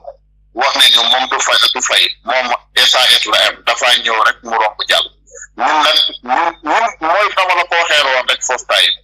lii yëpp lu si government Gambia nam mooy ñu ñu ba ñu dootu mën a dem Sénégal xam nga ne $40 ngay fayro ñu ne la wat et puis den la man ko wax ne bu dem den la waaye léegi fu mu toll bii boo ko fayee boo demee boo jaayee nga loos loolu moo tax léegi nag ñoom luñ bëgg moom mooy nañu comme invest leen la toog ma ni te ñun njëgalu ñu ina tëg jëf ñu toog bëgg ñoo wax ne gaaral leen seen torog bi bàyyi leen kii mu liggéey loolu yëpp nag ngeen si gis léegi amuñu ñun benn choice lu ñu wax lu ñuy wax Adama Barrow muy suñu président wax ko ministre of trade neen ko association bi de Cement Importers and Trade Association ñun buñ toogee wax leen ñëre ñu ñëw ñu toog ñu wax daneen xam fu dëkk gi féetoo gis nga business boo xam ne nii mooy yóbbu dëkk si kanam boobu na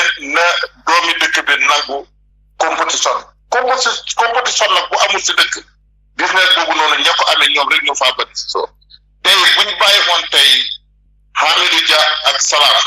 ñoom ñu soxlaay Gambie bi dañuy toog ba sa kanam ne la euro seer na dollar seer na nga gis ciment bi da seer si doon a Gambie comme nag right now nii nag government bi bàyyi xaat seen xel ñu xool ñu toog ñu wax ak ñoom ne ñu ñëpp ñooy benn leen. jërëjëf loo xam ne Babou Gueye mooy yombal ñëpp si loolu la ñuy daw. Babu ana fan ngay daanele man moom fu may daanele rek mooy muy président u Gambie ñun ñëpp na ko Cement Importers and Traders Association bi ni ñun moom loolu leen ko ñaan te insha Allah suba liggéey dana am ñun loolu danañ si dox bu soobee yàlla maa ngi yow Njaay bu doon def Freedom newspaper ñu lay wax jërëjëf ak association bi yëpp lu ko dalee si suuf ba si ku si gën a ndaw ñëpp ñu ngi laa wax jërëjëf Babou Gueye mbokk yi ki ngeen doon déglu noonu mooy Babou Gueye moom mooy vice président bu Cement Importers and Traders Association fi mu nekk ma dal di ñëw si Alaaji Mbay mi nga xam ne moom mooy trésorier bi Alaaji Mbay lan nga foog ne mooy du solution of the problem ak ana lan nga bëgg a ñaax Gambian yi ak nguur gi ak ana fan ngay daanelee. waaw tuuti rek balaa maa ñëw ci bi fàttali Gambien si ak jëlu mais du 90 period bi nga xam ne métti woon na lool pour ñu mën a am gaal te demoon na si period of 2 years gaal mun te ñëw Gambia so exclusively ñu ngi dépend ci transport Cement Importers and Traders Association bi kon di indi cement from Senegal because time boobu noonu that was the only solution bi nga xam ne noonu Gambia mën a amee cement so foog naa diggante 2021 20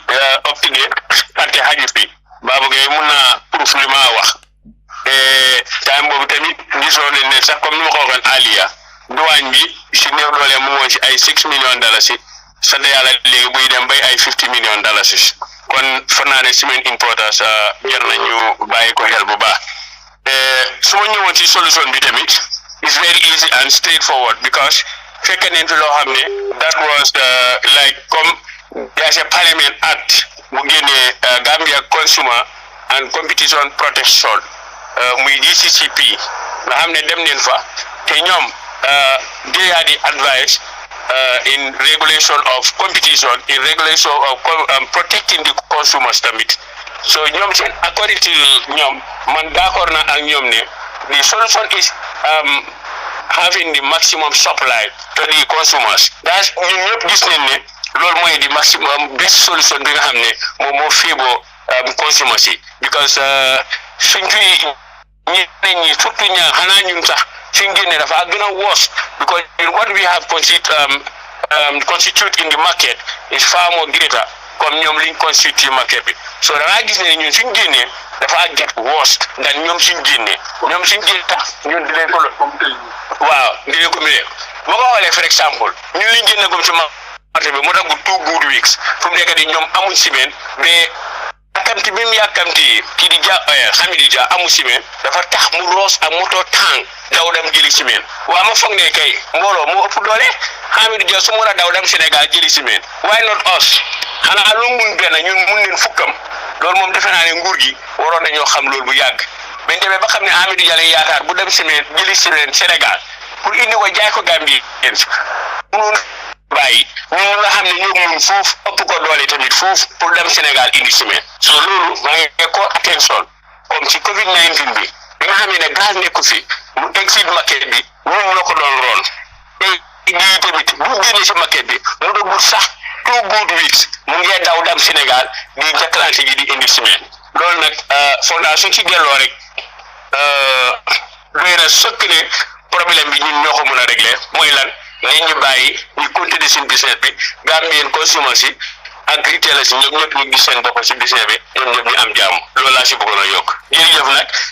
Mr Njie for hosting us am nañ ngërmande bu rëy pour yow sant nañ la tamit bu baax a baax li nga xam ne taxawaay bii nga indi ci biir li nga xam ne ni jafe-jafe la ci réew mi fu mu nekk nii yow nga ñëw pour indi solution nga ñëw tamit pour contribuer sa wàll loolu tamit on behalf of the association ñu ngi siy sant ñu ngi siy gërëm comme président def na ko ak vice président xam naa mun nañu si wutu ñu ngi lay sant di la gërëm jërëjëf mbokk yi ko ngeen doon dégg mooy Alaaji Mbay moom mooy trésorier bi bu Cement Importers and Traders Association fi mu nekk bala maa ñëw si Modou Diop yaay tëj programme bi waaye bala maa ñëw si Modou Diop ndax am na kenn koo xam ne mu ngi si biir ku waxut yéen ñëpp wax ngeen ok bon fi mu nekk xaaral ma dal di ñëw si Modou Diop ma bëgg a xam rek lan mooy di solutions of the problem ndikte lii definitely am gënalu leen ndikte li daw yaram si li ma jàngee fii mooy ne yéen seen troc yi ñu nga taxaw waaye Jah Oil ki du Hamidou Jah motoom yaa ngi dugga Sénégal di jëli ciment di indi Gambie te su fekkoon ne Association of Gambian Manufacturers li nga xam ne moom la Jah Oil wax ne ñoom mun nañoo produce 185,000 bags of cement loo xam ne li sax ëpp na li Gambien yi soxla si ciment per day ndite mu ne per day li Gambien yi soxla mooy from 100,000 to 110,000 bags of cement mu ne moom la Gambien yi soxla waaye moom Jah Oil mu ne moom mun naa produce 185,000 loo xam ne li ëpp na li Gambien yi soxla su fekkoon ne loolu dëgg la bon gëmul ne ñoom moom Hamidou Jah dina dem Sénégal di fa jëli ciment lii nekk na loo xam ne doomaani Gambien yi war nañ koo bàyyi xel waaye leneen loo xam ne lu daw yaram la mooy su fekkee ne solful problème bi bon da ngaa gis ne ñu bari dineen ñàkk a liggéey te du mun a dimbale seeni njaboot du mun a dundal seeni njaboot lii rek mooy li si daw yaram ba pare ban tey gis nañ ne Association of Gambian Manufacturers toogun waxtaan ak association bi nga xam ne moom mooy Cement Importers and Traders Association toogun ñoom ñaar ak trade ministry bi ñu dal di seet naka la ñuy waxtaanee pour mun a saafara problème bi nii li amagut te lii mooy li war a am fi mu nekk Modou Diop ma bugg a xam rek lan mooy sa gis-gis lan mooy sa xalaat si lii ma wax ak ana lan ngay yokk si waxtaan bi ak ana fan ngay tëjee waxtaan bi. Manako Mr. Njie, thank you very much. Manako fuma muga start mooy daal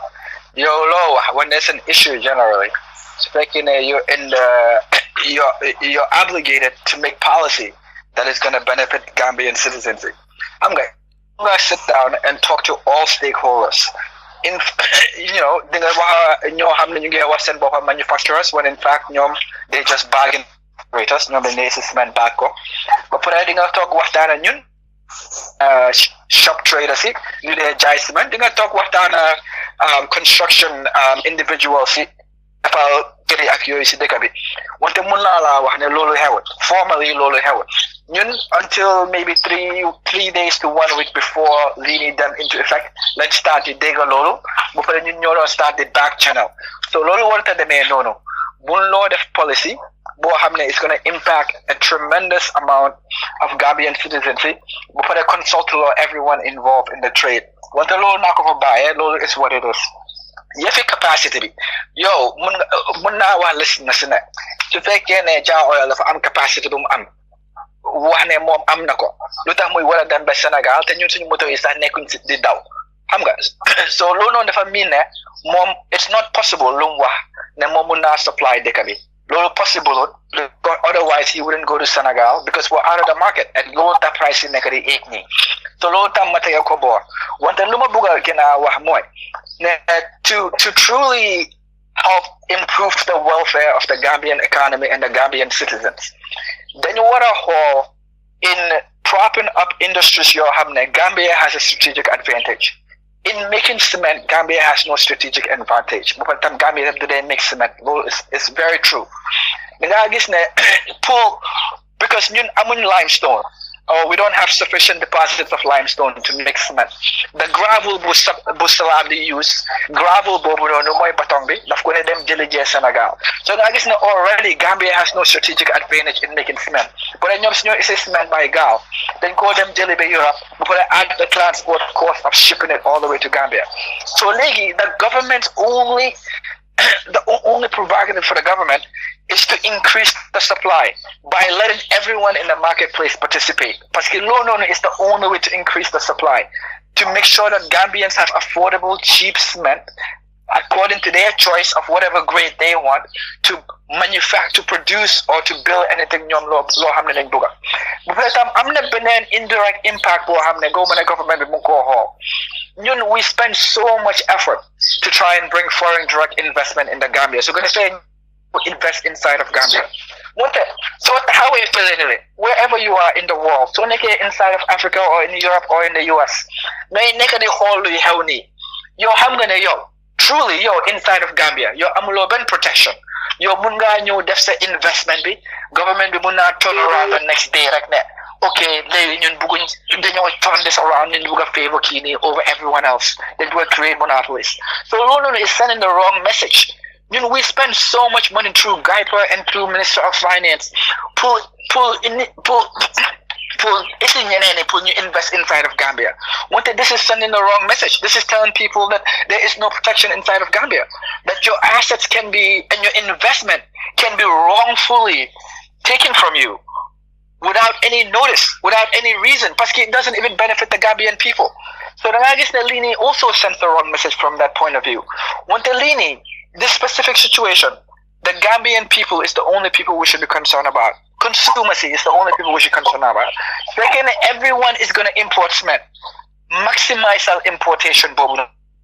They could spend sense na Hamidou Dia na juga ñoo jaala romba suñ moto yi dem Sénégal isi cement ñu toog foofu noonu suñ liggéeykat yi toog foofu Tabaski mu ngi ñëw xam nga ñoom mënu ñoo dem kër sax for almost 2 weeks ñu ngi toog si border bi seetal loolu rek loolu noonu nekk ne how you should do policy but for them financially it doesn't make any sense. So lu may wax rek mooy let's take a step back. Let's evaluate the situation. Let's do an economic impact analysis. Parce que xam nga ne ñoom si ko defee dinañ xam ne truly maximizing the supply is the interest of the Gambian consumer because no one manufactures cement. Mr. Njie, jërëjëf waay bëggoon naa thank you so much for taking the time to interview us. Sir, listeners as well, thank you so much for taking the time to hear our side of the story. We really appreciate it. Truly, Lini is not about our own self-interest because in the long term and in the short term, this policy is going to harm the Gambian citizens. Mbokk yu tedday ku ngeen non déglu mooy Mr. Modou Diop moom mooy secretary bu Cement Importers and Traders Association bu Gambia bondook ñu ngi leen a gërëm yéen ñëpp Baboucarr Mbaye président ñu ngi lay gërëm Babou Gueye vice président ñu ngi lay gërëm Alaaji Mbaye trésora ñu ngi lay gërëm Modou Diop yow mi ma mujjee waxal ni yow itam mi nga xam ne yaay secrétaire bi ñu ngi lay gërëm fàttewun tamit Cheikh Cham moom itam ñu ngi koy gërëm yéen ñëpp ñu ngi leen a gërëm mbokk yu tedday fi la waxtaan ji daldi am fi mu nekk dégg ngeen li nga xam ne mooy li métti ñi nga xam ne ñooy yëngoo si mbootaay mi di Cement Importers and Traders Association dégg ngeen li nga xam ne mooy seeni mébét dégg ngeen li nga xam ne moom leen bugg a xamal askan bi dégg ngeen li nga xam ne moom leen bugg a xamal nguur gi ak Minister of Trade Baboucarr Diouf dégg ngeen li nga xam ne sax moom leen bugg a xamal ñii di Association of Gambian Manufacturers di Jah Oil Salam ak Gazem fi mu nekk nag gannaaw boo xamee ne li lépp ñi di yëngatoo ci Cement Importers and Traders Association wax neen ko bugga neen waxtaan ji mu daldi egga ci Ministry of Trade bugga neen mu daldi egga ci Association of Gambian Manufacturers li ñu gën a loon nag mooy ñu déggee tamit ci Ministry of Trade ñoom itam ñu daldi déggoo seen kàddu baat waaye dégguñ ci ñoom bugga nañoo déggee tamit ci Association of Gambian Manufacturers di Jah Oil Salam ak Gazem waaye déggaagun ci ñoom ci ñun déggee mooy Cement Importers and Traders Association ñoom leen déggaagum li nga xam ne moom la mbootaay mi wax du def lu dul dal di ëmbal lépp loo xam ne waxtaanee neen ko fii lépp loo xam ne Baboucarr Mbaye wax na ko lépp loo xam ne Babou Gueye wax na ko lépp loo xam ne Alaaji Mbaye wax na ko lépp loo xam ne Cheikh Cham wax na ko lépp loo xam ne Modou Diop wax na ko fii ëmbal ne lépp dal leen ko jébal yéen Gambian yi waaye leena moom óor na problème su xewee nguur gi moo war a nekk attekat bi nga xam ne dafa war a indi stakeholders yépp ñoom ñëpp dal di toog buñ toogee waxtaan rek dineen gisante ni te am na lu olof wax olof Njaay dafa ne réeroo amut ñàkk a waxtaan mooy li am ala fokk rek nguur gi initiate waxtaan ngoo xam ne dina indi stakeholders yépp ñu dal di toog waxtaan seen la ne di solution nite su amee solution rek Gambian yi askan bi lay jëriñ lii jëriñut Gambian yi ba pare jëriñut ñi nga xam ne ñoom ñooy yëngu ci Cement Importers and Traders Association jëriñu leen waaye nag ñam gën a xañ njëriñ sax mooy Gambian yi suñ boppam li te fi mu nekk ñun ñëpp xam neen te gis neen ne ciment seer na bon mbokk yi fi mu ne duma def ludut dal di leen jébal waxtaan ji dal di bàyyi waxtaan ji mu dal di continuer ci seeni xel yéen Gambian yi yéen déglukat yi yéen ay attekat yi nga xam ne yéen ay atte lépp loo xam ne waxtaanee neen ko fii lu neex nag du doy xanaa dañu koy dog rek dal di dem ba beneen yoon seeni mbokka Salieu Njie salaamu aleykum wa rahmatullah wa barakaatu wa axiru daawaana an alhamdulillahi rabbil alamin